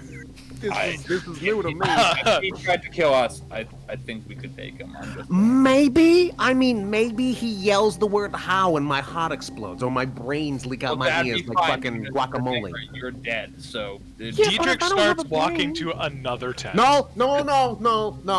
Hey, Diedrich, my friend, let's go out onto the main road, away from these tents. This is the helping house, so a lot of these people probably have very specific problems that we just ain't fucking. We're just not ready Or- to handle. Or they are going to help us. This is the helping house, you said. Razmi could have helped us, but we scared her off with you're sideways, and I'm like, She was sideways. oh, good lord, why did I even say it? I said it. This is my fault. I'm sorry, Adrian. This one's on me. I take full responsibility for you- this 10-minute tangent we're about to get distracted on. him, and now I did. he's gonna be muttering sideways and not moving for 5. Oh my god, is that Razmi in the middle of the street? I'm just gonna start heading that way. Okay, you trick your gravity mage into the thoroughfare. Nice recovery. Is that Razmi? She's falling. There's a building in the immediate that is probably your next stop. It looks like a halfway house or a tavern. A halfway house or a tavern? It's one of the two. It's a halfway tavern. It's a halfway tavern. It could be both, but like it's hard to tell here. But yeah, there's a penitentiary angle to it, but it's also got a bar. Oh no, there's a penitentiary angle to it. Is a statement. I'm not. As we're staring at this, I'm just gonna reach into my survival sack and I'm gonna pull out a strip of jerky and break it in half and hand one to Gretch, and I'm just gonna munch on the other. And I'm just gonna look at the food and hand it back to you. I'm like, I get it, thank you, but I don't want to know what happens when I put food I in you. forgot about My that. stomach All acid right, in my process of elimination, I'll hand it to Diedrich. gets so fat and bloated. Just store it for later. Oh no. Okay. Yeah, it looks like there's some congregations of people in there. If you wanted to draw the attention of a crime boss, that might be the place to do it. Okay, do we want to do this loud or quiet? Do we want to be like, Your field, man. oh, Which God. do you think is going to be faster? I advise you don't answer that. Okay, Did you not so- say you wanted to do this fast? We must find out which is faster. Which is probably just to make a scene. No, no, it's not. I can tell you right now. Okay, so Alex, I have skills. I don't know how skills work in Numenera. You have proficiencies, and they make you better at doing things. I am trained in all stealthy, trickery, lies, and Those kinds of tasks Yeah. and skills. Could I make? No, that's too broad. Never mind. I was gonna ask if I could make a check to see if I could like track down Clavos, but we're new here. We have no information. Yeah. Never. No, like okay. you know kind of how to find the seedy places in the world. Yeah. And this would be one of them. Standing in front of it. Yeah. Look, I found it, guys. Good chance. Good thing I made that effort roll. Okay, so yes. All right. I think we should just go in. And ask the bartender. Most bartenders tend to have kind of like the Right, finger that on the will be pulse. the fastest method to find him. Yep. And like, Gretch is like, he's like, good job. Okay. Then let's go ask the bartender. Okay. Oh no. Yeah. So I'll walk inside. Enter the half tavern. Okay. Yeah, the hammer Behind the bar appears to be it's like a kind of iguana-looking guy, but he's about 9 feet tall, and his shirt is about 2 sizes too small. Oh, it's a Chippendale dancer. I get it. I mean, dude's ripped. So is the shirt in places. Yeah, it seems like a conscious choice on his end to show off, like, hey, Look at my reptile muscles. yeah, I'm a 9 foot tall lizard monster. Don't fuck with me though. Yeah, don't do something stupid. Okay. So Do you want to handle it? Should I handle it? Should I? Look, this is your scene, man. Okay, no, that's fair. You need me to punch something, you let me know, but otherwise... All right, let's get myself nice. You don't have hair. I was I like, know. I'm rubbing it across my Adrian actually goes, you don't have hair, dude. He's got to moisturize. Yeah, I gotta moisturize so the scars don't get all dusty. All right, so I'm gonna walk up to the bartender Okay. and I'm just gonna go down the bar and be like, Okay, so what's the cheapest drink I can get here? The guy looks at you, and he looks down at the bar where there is a menu, and I'll peruse. Sorry about that. No, I apologize. So I'll when there is a menu, I'm like, oh, I'm an asshole. Got it. So I'll peruse it, and I'll order like one of the cheapest drinks. the cheapest drink on the menu is called miscellaneous. Oh no, it's swamp water. It is 1 shin per glass. Oh no. Okay, so I'm You're maybe dead. around like the 3 range. Oh, because like we landed in a pile of whiskey. I assume someone like they're trying to funnel gas from a car. They go and then just like pour it into the fucking... Up in the 3 shin range, there is one called melancholy. There is one called you'll have 3 teeth after you drink this. And there is one called House Special, and then an ellipses. Jesus fucking Christ. You're So, not really using your teeth anyways. Go for that. I mean, technically, you're not wrong. Do people get sad after drinking the melancholy drink? Like, I don't understand how that works. Is it? You asking the bartender? Yeah. He looks down at you and he says, "Sometimes. Oh my god. I mean, I don't tell people how to feel.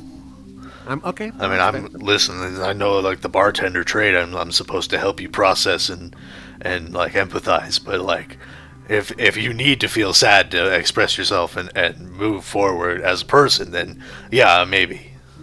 I like this guy. This fucking bartender. Okay, so Psychological nonsense. Okay. You know what? Just because I love tempting fate, I'm gonna order melancholy. All right, one melancholy here, coming right up. And he puts an empty glass in front of you. Yeah.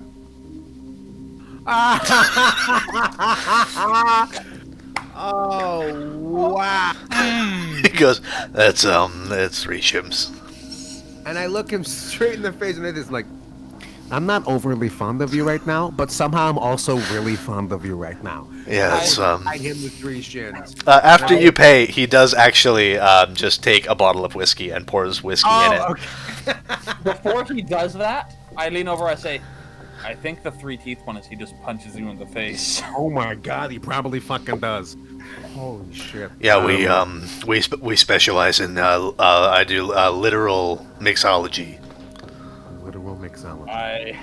Fantastic. That is, you should put that as a warning on the cards, but I appreciate it. I mean, I think it's more fun this way. And I'm gonna like sip the whiskey. It's just whiskey. No, it's not like, is it poison? No, it's like, I'm dead. I don't know how whiskey reacts to a dead body. If he's reacting weird about it, I'll just reach over and take it for myself if he lets me. You leak a little out the chest wound. I put it on the table and I slide it towards Adrian as the couch cushions gets this little like. You do feel kind of that like pleasant warmth that comes from like you seem to still be getting the effect, but my name is Granch, and I'm looking for Clavos Preem. the bartender furtively looks to the right, looks to the left. There are people in both directions, very close by. Does not seem to matter to him. He just like it's part of the pomp and circumstance. And he says, "You want to find Clavos Preem? Yes. I can help you with that, but you're gonna have to like." He leans in close and he's like, "You're not a cop, right?" No, I'm a thief. All right. You're not a cop, because you have to tell It's me. entrapment. If you don't tell me, it's entrapment. I am not a cop. All right. I'm If a you thief want to by- find Preem, you gotta start doing like petty crime, and then like he'll pull you in because you're like macking in on his turf, and then you have a chance to like not get killed for it and talk to him. Okay. But I also start don't do any of it here, or I'm gonna like. break me? Yeah, I figured. You'll get your Literally, you'll give us- literally, Diedrich is like reaching over, and then as he says that, he's like, Yeah, I am. you'll get- Listen, we get a lot of orders that you'll have 3 teeth after this. us lizard folk. We tend to have like a social conduct that we stick to, that we don't like mess with each other because, you know, being in the like the lesser minorities, we don't want to cause trouble for ourselves. I have something I call like a social deterrent for humans. And he like points to a wall off to the side, and where like most bars would have like a band list, there is a wall about like 10 by 8 of severed thumbs that have been nailed to one of the walls.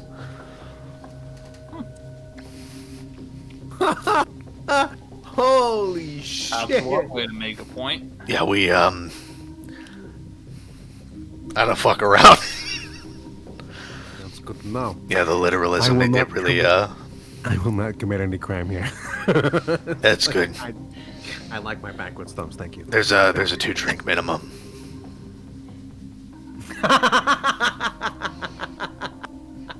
I have a question. Here's my wall of thumbs. There's a 2-drink minimum. Okay. It's a pretty effective. If I'm being real, it's there's a pretty effective sales tactic here. What can I get you? I have a question. Yeah, what up? Do you take back things that are stolen from you? Oh, like Like, if I were to take the bottle, would you then take my thumbs and the bottle, or just the thumbs? I mean, if it's a bottle, you could keep the bottle. I'll take a thumb, sure. What if I take the thumbs? Who takes your bottle? I think it's gonna have to be 1 for 1. You can have if you want. I'll take yours, and you can have. You can pick one. Diedrich starts like looking at the thumbs and like They're mostly mummified. One's fresh. kind of like sizing them up in a way. One is weirdly large. Like one is like probably 4 times the size of a regular human thumb. Was that a toe? I don't know human anatomy very well, so maybe it could be. Yeah, See, it was. Listen, it was a little one at the end of one of the limbs. So That could be anything. yeah, well, it's on the wall. Oh, how do you not know that? What? You have thumbs and toes too. No, Was Like- it at the end of legs? Or the Like, was end it one of these? Like, Nah. it's not that. no, dude was like tentacle based. Then why? Wait. Then I have so many did he have thumb? Were there fingers on the tentacles? I don't know, man. I don't make the rules. questions. Thank you, Momo. But you were here for that. Yeah, I did it. Okay, so, you know what? Why don't you get Adrian here? You'll have 3 teeth when you're done with this drink. and I'm gonna slide 3 shins across the table. Okay, he scoops him up. I'm gonna like, I back up like just enough so that if he throws a swing at me, it'll miss. No, he puts a beverage on the bar, and he fills it full of an effervescent green liquid. Oh, it's gonna eat your fucking mouth. Okay. Like I'm gonna smell it. It smells sharp. Oh, it's battery acid. We already bought the drink. You don't have to drink it. Don't do it. You'll die. Sounds like coward talk to me. But yeah, it does. I mean, whatever. Like I'm gonna like do that. Like dip a finger in it, taste it. Sharp. It's sharp all around. You don't get enough of it. It doesn't like. It's kind of got like a malic acid kind of flavor. It's not like burning through my skin. No, or it doesn't anything. like dissolve your finger or anything. I'll just hold on to it for now. I'm still not convinced he's not gonna punch me in the face after I take the shot. I do need the glass back, so like, you can't keep it. You've been paid for the drink, and I promise I will not leave the building with the glass. All right, cool, great, awesome. Great, awesome. You guys are like, so is that it? I want to know more about the big thumb. Oh yeah, it's from that tentacle guy. I'm Like you an got your octopus shins? or something. I'm gonna head outside now. Yeah, all right. So yeah, Gretch is just gonna take off. In fact, Gretch is gonna leave. And as he leaves, he's gonna tell Diedrich and Adrian, he's like, listen, I'm gonna go do some petty stuff. Maybe you guys want to hang out here. You can come along if you'd like, but just don't slow me down because I'm already pretty slow when it comes to the sneaky stuff. And I'm gonna just head outside. Okay. And you're gonna do some petty crime. I'm gonna do some petty crime. Adrian's gonna be torn because on the one hand, he'd much prefer to go with Gretch than stay here with the lizard man that he's still convinced is gonna punch him in the face. But on the other hand, if he leaves Diedrich here, Diedrich is going to get stabbed. Diedrich's gonna do his 5-pound concrete thing and dent the floor and get turned inside out. Yeah. Diedrich actually he's looking at the wall of thumbs and he's got his hand on his thing and I'm just gonna reach out and just move his hand off the stove. And go, not inside. But No. they're against the wall. No. What if gravity? No. As you look at the nails holding them in place. Yeah, all thumbs have nails. No. Yeah, that's what I meant. He looks at the floor. What's the floor? It's a dirt floor. Oh, it's dirt. Oh no. There's a slight woomph of dust. Still works.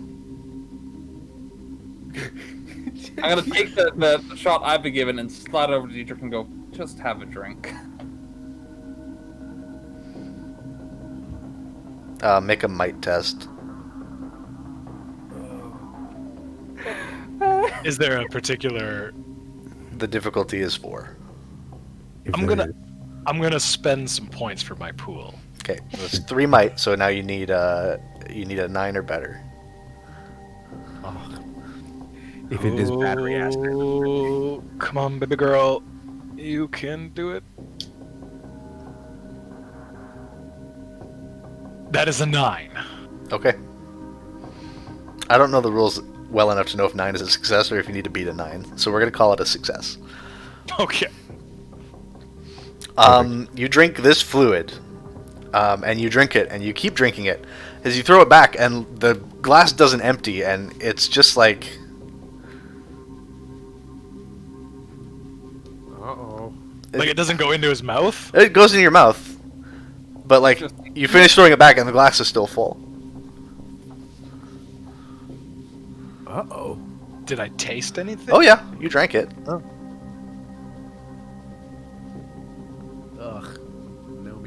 system, man. Hand It's very, very sour. It's almost like a straight lemon juice shooter. but infinite.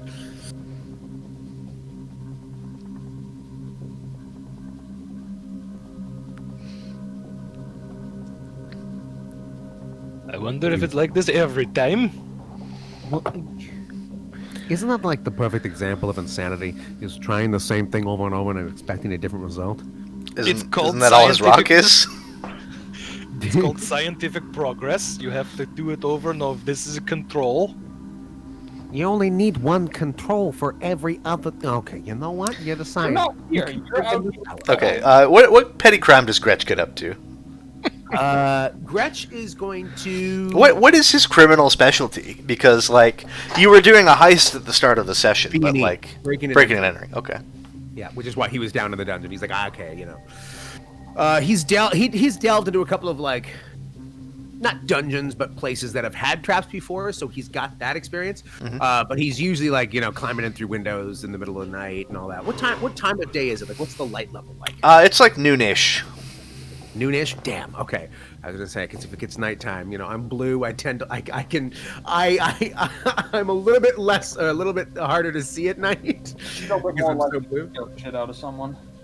So what I'm gonna do is I'm going to pick a target at random, like a person, and I'm gonna start kind of casing them a little bit. Okay. And I'm gonna try and pickpocket a singular item off their body. Now it's not my specialty, but I don't want to break into someone's tent in the middle of. Actually, the middle of the day might be the best time to break into a tent. Well, they probably won't be there. Yeah. Okay. So yeah, scratch that. I'm gonna. So there are like sheet metal kind of buildings kicking around here too. It's not just tents. The tents were set up in front of the helping house, but there are like houses. Okay. So Dietrich's gonna, or not Dietrich. Sorry. Gretch. Is, So I'm not in this anymore. It's Gretch is now. James gets to play both my characters. Yeah. Remember to rock. oh. Thank you. Oh my God. I get it now. I get it now. You drop it and it pulls the rock in your chest out because they're connected. The ball is on a string attached to the cup. Everything makes sense now. I understand Too gravity. hard on. I was too hard on Dietrich. Okay, so you're casing out a place. I'm gonna case out a place. I'm gonna pick a tinfoil house, sheet metal house. Are there windows or is it There just like? there are, but there's no glass. Oh, that's even better. Yeah, I'm gonna pick a particular house. I'm gonna Okay. case the area a little bit, see like the foot traffic. Okay, make a speed test. Speed test. Because this is kind of in your sneaky wheelhouse, so we're seeing if you can successfully stake it out without being kind of like. Yeah, seeing and all that. Yeah. Would be difficulty 3, difficulty 2 because you're trained. So that is a 10. 10 is enough. Yeah, you case out kind of just like you spend a couple minutes outside this tavern and you see somebody leave a house and lock it behind them, and then rush off somewhere like they're late. Well, that's perfect. Okay, so I'll choose that house. Okay. So I'll get a little bit closer, you know. I'm still kind of walking around. I'm very much trying to make it seem like I'm fitting in, but I'm just in the area. And then I want to start kind of like, as best I can, like make a full profile of the house, like walk around it, even if. Give me an intelligence test, and I'll tell you the consequence of this test is not whether or not you will succeed at this. It is how long it is going to take you to do it. to do it. Gotcha. That's a 17. Okay, so yeah, you get a pretty quick. There's not a lot to it. It's single story plus a loft. It seems like. So there's not a lot of like space to cover. You do kind of get an angle that there's some like through a back window. You can see the front door has the lock. In addition to like something he must have set before he left, which is like a ring of cans that'll be like disturbed. Definitely, this guy wouldn't hear it if it went off. So the connection you kind of make is that maybe the neighbors in this area are kind of like they're watching out for each other a little bit. If sounds go weird. Okay. Okay. Yeah. Gretch is gonna perform a B&E on this house. Okay. Let's just call it a straight up and down speed test. It's going to be difficulty 4, turns to 3 because of your stealth expertise. I'm gonna use some effort. So that's Okay. minus my pool. So you just need to beat a 3 then. Yeah. What is the correlation between 3? Like So say it's the 3 it's the difficulty times 3 is the number you need to get on the 20. So it would be Oh, so difficulty 3. It becomes Yeah. difficulty 2, so 6, because you're Okay. trained, and then it becomes difficulty 1, so 3 because you're expending effort. Oh, okay, gotcha. Cool. That is a 9. 9 is more than 3. Yeah. Oh. The math checks out. Yeah. It looked like a 6 at first, which I guess is still a victory. But I was like, oh, getting close. Yeah. So Gretch is gonna, Okay. sneak into one of those windows. He's gonna check the floor as he's going in. Maybe there's glass or like maybe other cans and stuff Okay, like that. yeah, it's in checking the floor that you find what you're looking for in the end. This guy clearly doesn't own much, but under the floorboards is a little package. What looks like maybe like a go bag, in which is like enough shins to last a couple days, some food, a weird looking item you have no idea how to parse at the moment, but you'll have to like get out and figure it out later. Perfect. As well as a knife. Oh no. It's knife shaped, and it's made of knife material, but you can't your brain can't make the connection that this is a dagger. And, Oh. something about it, your brain is just like rejecting almost. So you're like, it's got a handle, it's got a blade. What does that make it? I don't know. Thing. No. Yeah, it's like something about it is causing your brain to like not understand the physical concept of this thing being a dagger. Okay. Yeah. So I will take the go bag. Is it like a kind of like a satchel? Yeah, Or it's is it like a messenger bag almost. Okay. So what I'll actually do is I'll quickly put that. Oh no, I can't because I got the fucking cushion on. Okay, man, I'm just gonna put it over my shoulder. 'Kay. I was gonna put it under my cloak that I wear, like the raggy one. Then I have to take things off, and I don't want to be done dressing in this guy's house. Have him 'Kay. come home, only have one shell, but he's got a shotgun. So. Yeah, you get in and out pretty clean. Yes. All right, so I'm gonna. Yeah. Is there like an outskirts? that I mean, can, like- this is the outskirts, Okay, this is the outskirts. Okay. basically. But you can get far enough away from this house that you can like figure out what you got. Yeah. I want to get a ways away before I open the bag and all that because I don't know if his neighbors know about this or if because it seems that they're looking out for each other or that's kind of implied. I'll kind of get myself somewhere kind of tucked away and I'll open the bag and count up the shins and. Okay. I'm already. I think the knife thing. I'm like, that's not gonna happen. Yeah, there's about 30 shins in here. Nice. It's enough to like keep you fed for a few days if you're on the run. Yeah. Keep those two fed. The other stuff is weirder. So the weird thing is it's wrapped up in like a greenish blue snakeskin sort of parcel, which you unfold, and there is a hand mirror and a pair of tongs, Hand mirror. and they are connected to each other by a silver chain. What the fuck? Okay. Two nunchucks. I can look at you while I tongue you. So I'm trained in all esoteries or special abilities. Oh, okay, no, man, it's illusions or trickery. Never mind. Sorry, I didn't read that fully. What kind of thing can I do to? I don't even know. You can roll intelligence to attempt to understand this cipher. Why this tongue is silver chained to a hand mirror? Yeah, roll intelligence. This is difficulty 5. Oh my god. So 15? Yeah.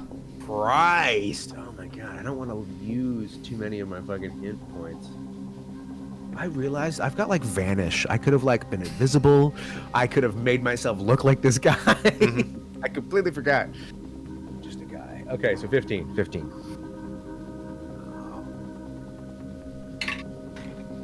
That is a 17. All right. Nice. You're like, what the fuck does anyone chain some tongs to a mirror for?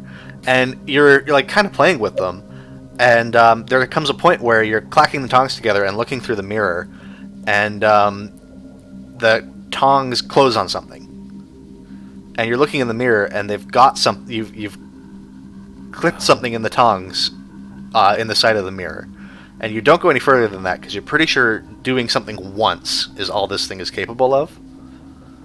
But while looking through the mirror, with the perspective all muddled, you can use the little tweezer things to move something. Diedrich would flip out. We can never, under any There's the circumstance. gravity in the mirror. The main issue is you didn't get caught.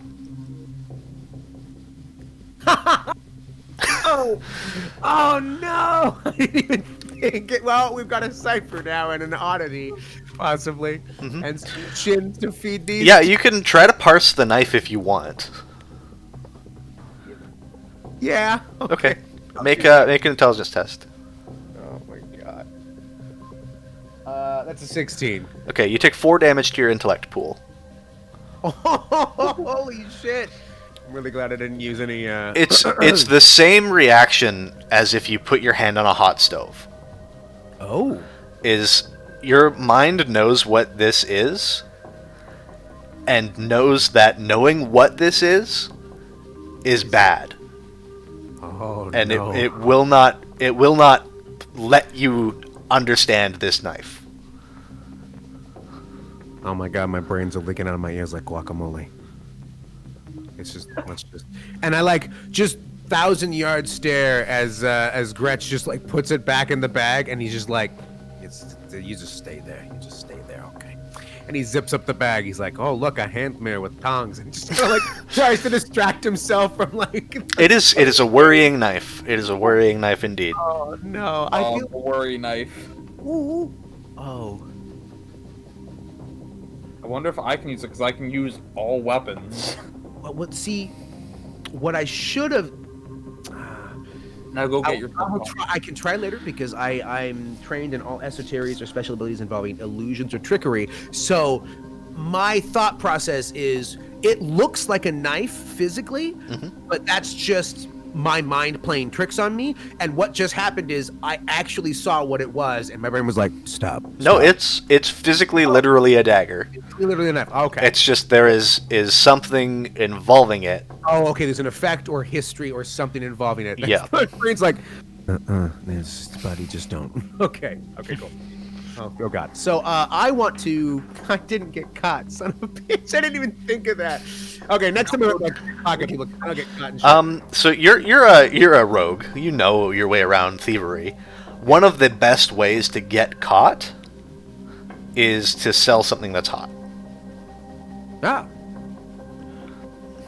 Okay, that's fair. Yeah. Right? Selling stolen items openly is a great way to get caught. I don't want to sell either of these items, though. Like, I don't want to have the brain melting dagger in my possession, but I also don't want it out there. Like, it was buried below the floor, and I'm like, there was a reason for that. Your mind also kind of wanders to, who did I just rob? Yeah, like, and if they're looking out for robbed each other, the guy. what are these people. What if you robbed Cream? Preem would have a nicer house than that. Maybe He is like the crime boss. it could be a drop. Crime boss for the shitty outer city. Okay, so I'm gonna go back to the bar and meet up with Adrian and Diedrich, and he's just got like this blank look on his face, and you just see him coming in, and he's just slowly drinking like colloidal silver. It's like, it's okay, everything's fine. And I just like sit down at the bar with you, and there's just a bag around my shoulder. I'm like, yeah, Who did you murder and how did they explode? I didn't kill anybody. I I had some money. Did you find that gravity was not quite right? I found something that's not quite right. Is it gravity related? I don't feel so good, guys. Do you want? So it's noon, and I'm gonna look at the lizard man and be like, "Hey, do you have is there like a place that I can lay down, like pay someone to give me a bed or something? I just need a Yeah. bed." Yeah, you can give me some money and I'll let you sleep in a room.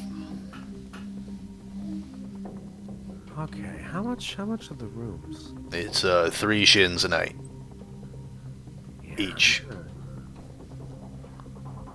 I'm gonna pull Each out. night or each person? Yep. Yeah, it's both. I'm gonna pull out all the shins, like the 35, Mhm. and I'm gonna hand them to Adrian, like, and not even really like just like I just like drop them, like a couple like fall on the ground. He's gotta pick them up. I'm like, yeah, if you could just pay the man, and he looks broken. It's just, We're gonna talk about this later. my pool is so fucking loaded. The list man 3 shins. Okay. I want to like identify it so bad, but if it happens again, I don't know what happens when it reaches -1. Yeah, it's identifying the knife is difficulty 7. Which means you need a 21 on a d20. Oh, so you have to use effort. You've got there are okay, gotcha. Or if you're trained in understanding Numenera, which I believe as a nano.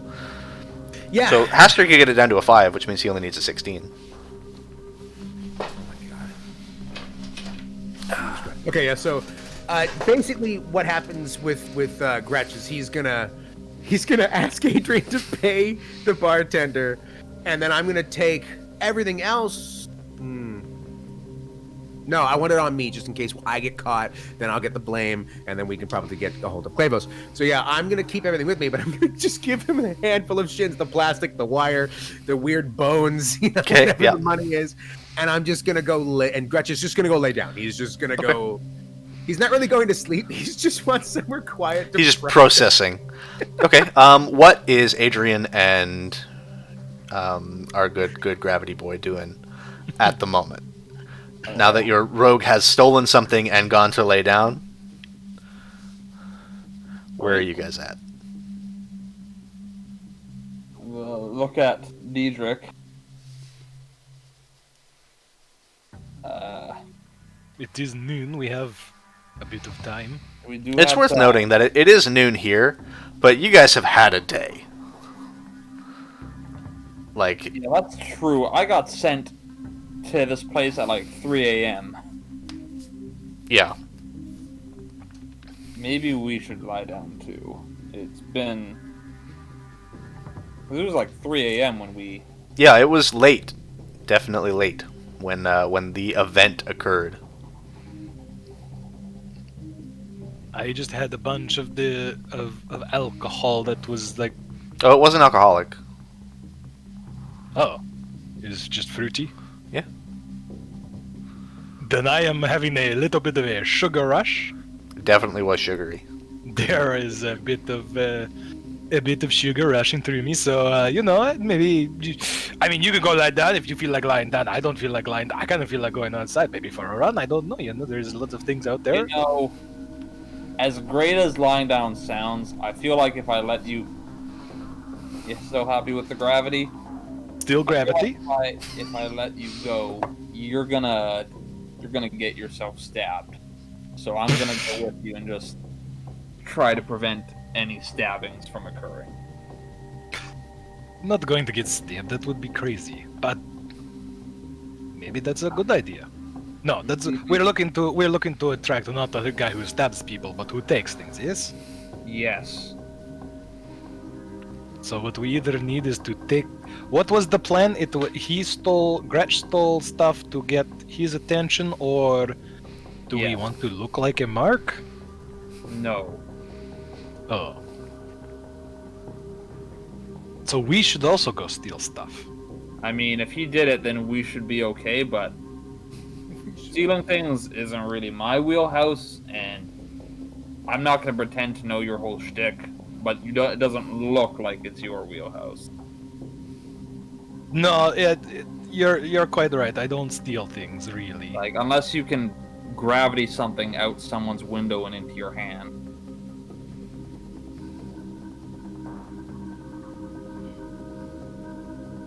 Oh no. Is this a thing we're about to go try? Well, you know what they say. In order to make scientific progress, you must do scientific experiments. And with that, Diedrich is out. Yeah, Okay. No, Adrian's following him because she's not there. Diedrich's gonna get stabbed. What does Diedrich do? Diedrich is going to go, and he is going to look for exactly what he said. He said, gravity something to him. Mm-hmm. Are you doing it through a window? Yeah, he's gonna look for a window that has just anything in the window. You are standing in front of a bakery. Food is a valuable thing. There's a cash register in there. Even better. Looks heavy though. Start with, like, not that.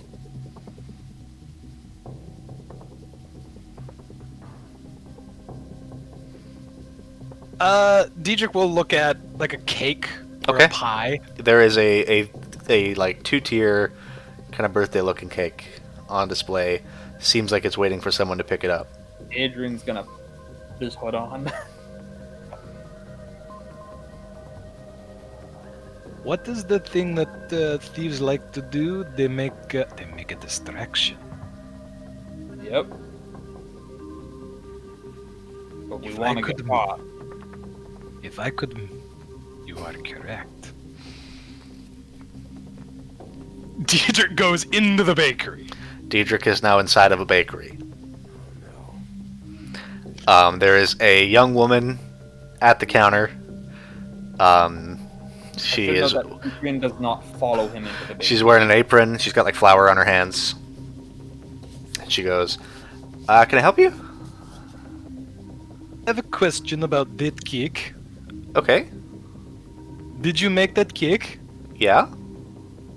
Is that cake for sale? No, sorry, it's another customer ordered it. Another customer We ordered it? could make you the same one.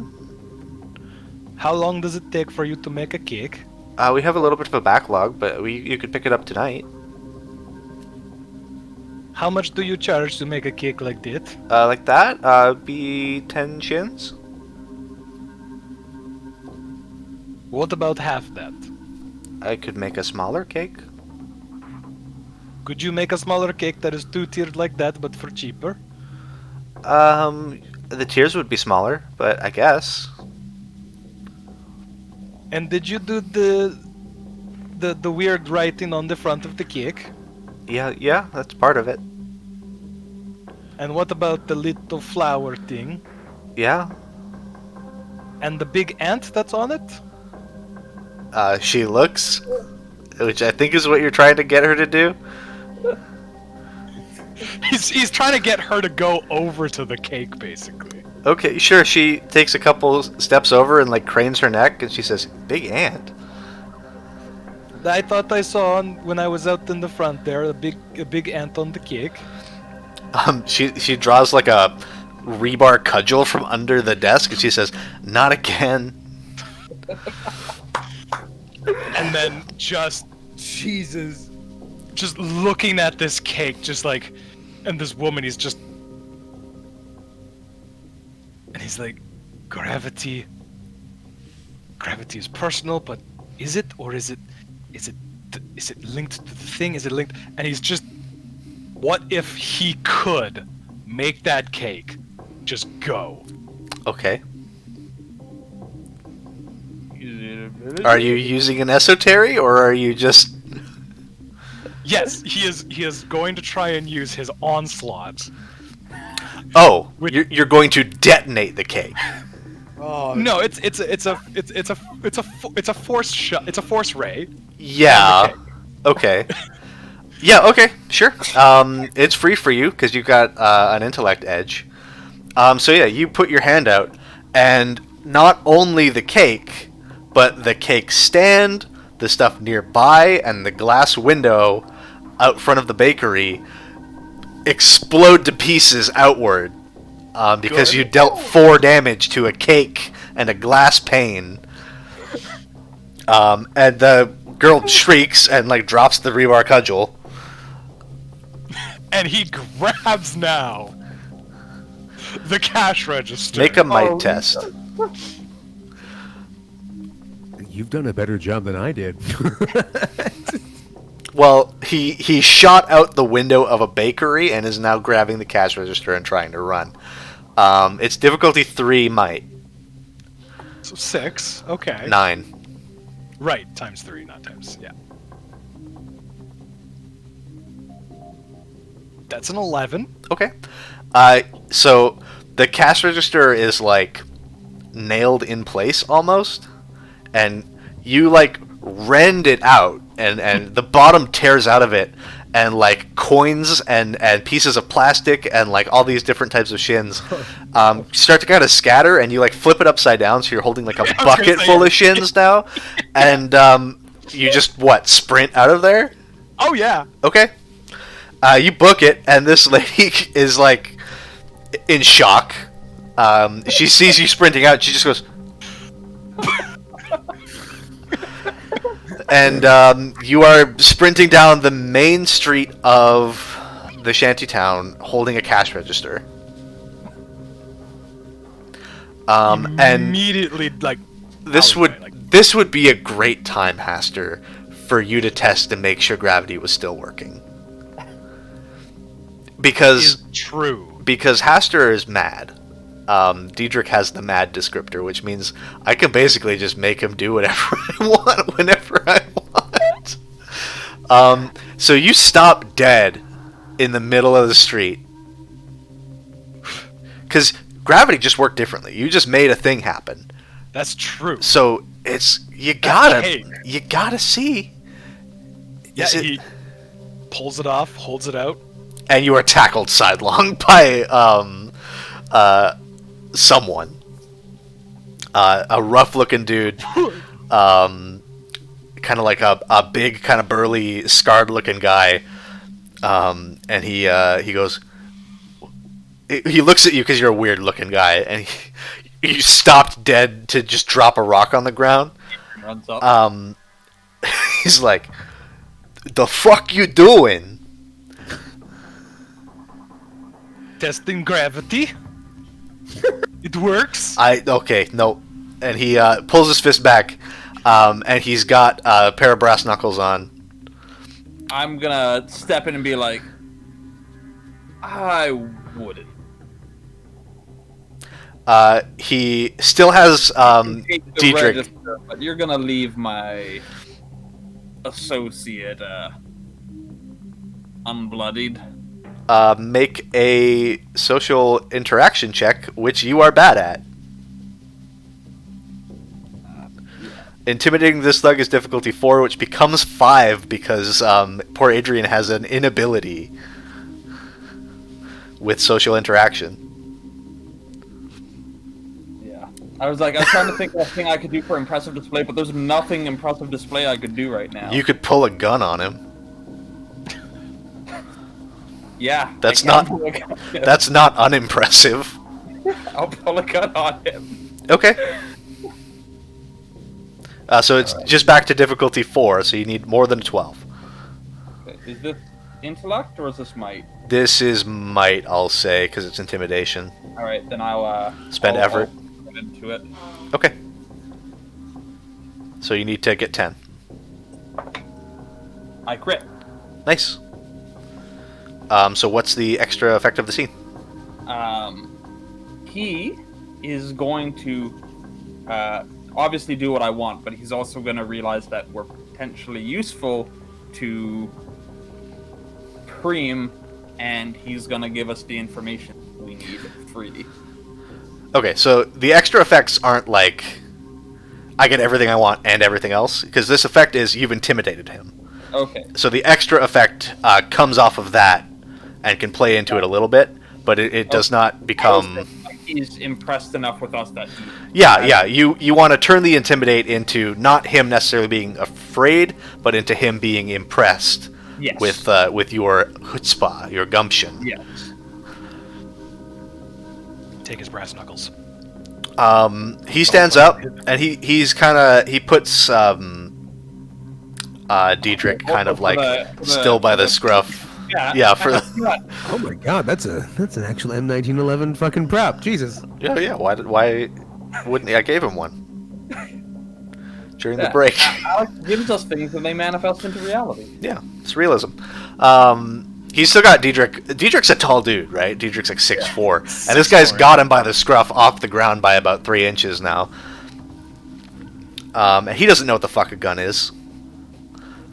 He knows it's a weapon, so he knows you've drawn a weapon on him, but he doesn't know, like, oh, if I get shot, I'll die. Drawn a fist weapon on my friend. Yeah. Yeah, the brass knuckles seem to be, like, not, like, intrinsic to this person, but you don't expect this person exists without brass knuckles very often. They have that kind of look to them. Yeah. And he kind of, like, lowers Diedrich to the ground a little bit, just so your tippy toes are touching. And he goes, all right. I don't think you understand the gravity of this situation. And I look at Diedrich and just go, The thug looks at Diedrich like, this guy's got like a gravity thing going. yeah, he's a little obsessed. Okay, well, I'm gonna hit him once. Can you perhaps hit him his shoulder and not his face? Yeah, all right. Alright. I can do that. I have a counteroffer. He punches you. And he goes, it's what you get for messing with business under the protection of Clavos Prime. Well, Learn your lesson. And he kind of frisks you a little bit to see if you have pocket money, and you don't, because everybody took anything important from you. He thinks about taking the rock for a second, but then he's like, I don't want to carry 6 pounds of concrete around for the sole purpose of depriving this man of something. So he throws you into the dirt. He picks up the cash register. well, But it was mine. if Mr. Preem is willing to pay better than this foul attempt. You sons of bitches. And the thug kind of nods a little bit, and he says, I'll put the word out. But yeah, don't step to anyone else on the strip here. And the thug walks away. You see him fish around in the cash register and fill his pockets up a little bit before he brings it back to the bakery. The young lady there is just like done. She hangs up her apron and just like throws it somewhere and leaves. She's just an employee. She's not fucking with this. Yeah. She's not fucking with Gravity Man and Gun Boy. But she paid they paid already. He can't just take more. That's Diedrich, like that, man. we That is fantastic. mission accomplished. That what we wanted to happen happened. And Also, did you see what I did to that cake? Yeah, you blew up a cake. I blew up a cake in a window. Gretch, you definitely heard this. At no point does Gretch get up from the bed. He's done for the day. He's at this point. He's probably processed a little bit more, and he might be falling asleep. He's just like, Okay, so Adrian, just kind Adrian, holding a satchel with some kind of awful dagger and a fucking mirror and tongue. He's just like, Mirror tongue nunchucks. Adrian and Diedrich make their way back to the tavern. I'll just push through the end here because we got 2 minutes left on the stream. You make your way back to the tavern. You spend kind of a little while waiting for your thief to wake up from his nap. Oh no, I pay for room. Oh, okay. And Okay, you guys sit down for a nap for a while. Diedrich sits awake, staring at the ceiling, calculating the infinite possibilities of what he's observed and how he's implemented it. Poor Gretch is just trying to forget. Nothing specific, just attempting forgetting. In Um, general. and Adrian wondering how he got from his idyllic forest explorer life to having to pull a gun on a man in a busy city street to get their way into a criminal organization so that he could get a passport so he could go into a place that he doesn't know anything about yet, just So that it's also he closer can to eventually go eventually back. getting home.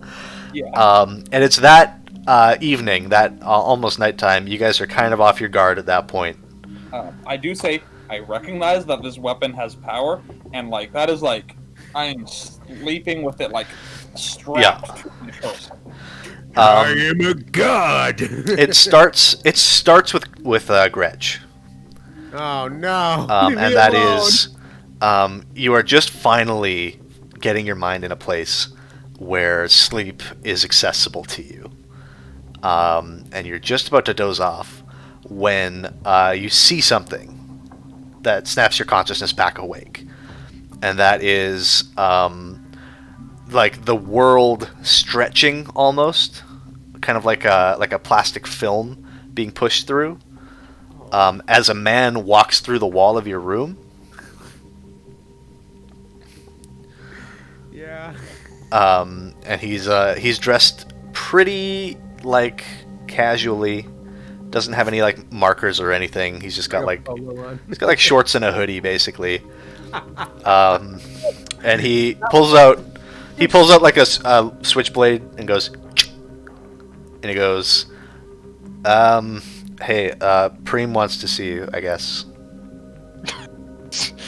Very casual. You know. Walk in. I bet we were gonna have to like fight Walk, through these. We can, but like, No. I totally I wanted to meet Preem. So all this is right, thank God. All right. fun. He's like, I don't want to have to do this. No, I just listen. I'm the walk through walls guy, and like I'm kind of new, and I don't want to stab anybody. Like, I'm the walk through walls guy. Fantastic. all right. Can you get your? Do I have to get your friend? Can you get your friends? No, I can get my friends. All right, Like, thanks. I'll just be downstairs, and he just sinks through the floor. Oh, fuck. Don't let Diedrich see him. I mean, he's still being enacted upon by gravity. He can just choose whether or not floors matter. Yeah, I will. How many doors are there in this like sleeping It section? is like beaded curtains. Oh, okay. So I will go through my beaded curtains. Yep. And I will like slowly look into each beaded curtain until I find Adrian sleeping with a gun. Yep. And then I'm gonna look in and be like, I'm gonna get him next because he's got the gun. Well, I'm like, I don't want to try and fucking Yeah. wake him up. And you find Diedrich, who is laying awake. He's got the big rock held above his own head, like Like he's about to fucking end it all. Just like, I'm like, I really am trapped here with some dangerous people. But yeah, just to push Oh, through. You guys are I'll wake collected. him up and yeah. Dretch explains a man strode through the wall and said Preem was looking for them.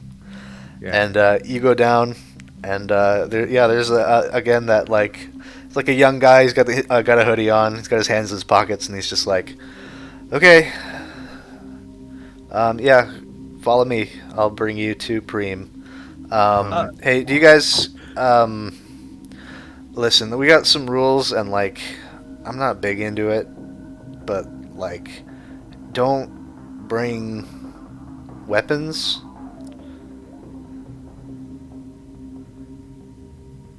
Okay. There, I have two questions. We have like a drop box you guys can put them in. Oh, okay. We're That's going cool. to get them back, right? Yeah, if you get through the meeting, I guess. Sure. Oh, that's fair. You got a question, bud? I two questions. All right. First question. We're running 3 minutes over, so make them quick. Do we have to walk through walls like you do? No. Like, apparently that's a thing you do. So No, you're that's not just- going to walk through a wall to get to places, and we have to try and follow you through No, the wall? no, man, I can just walk like a guy. Oh, okay. Second question. I did something earlier today with my brain. Yeah.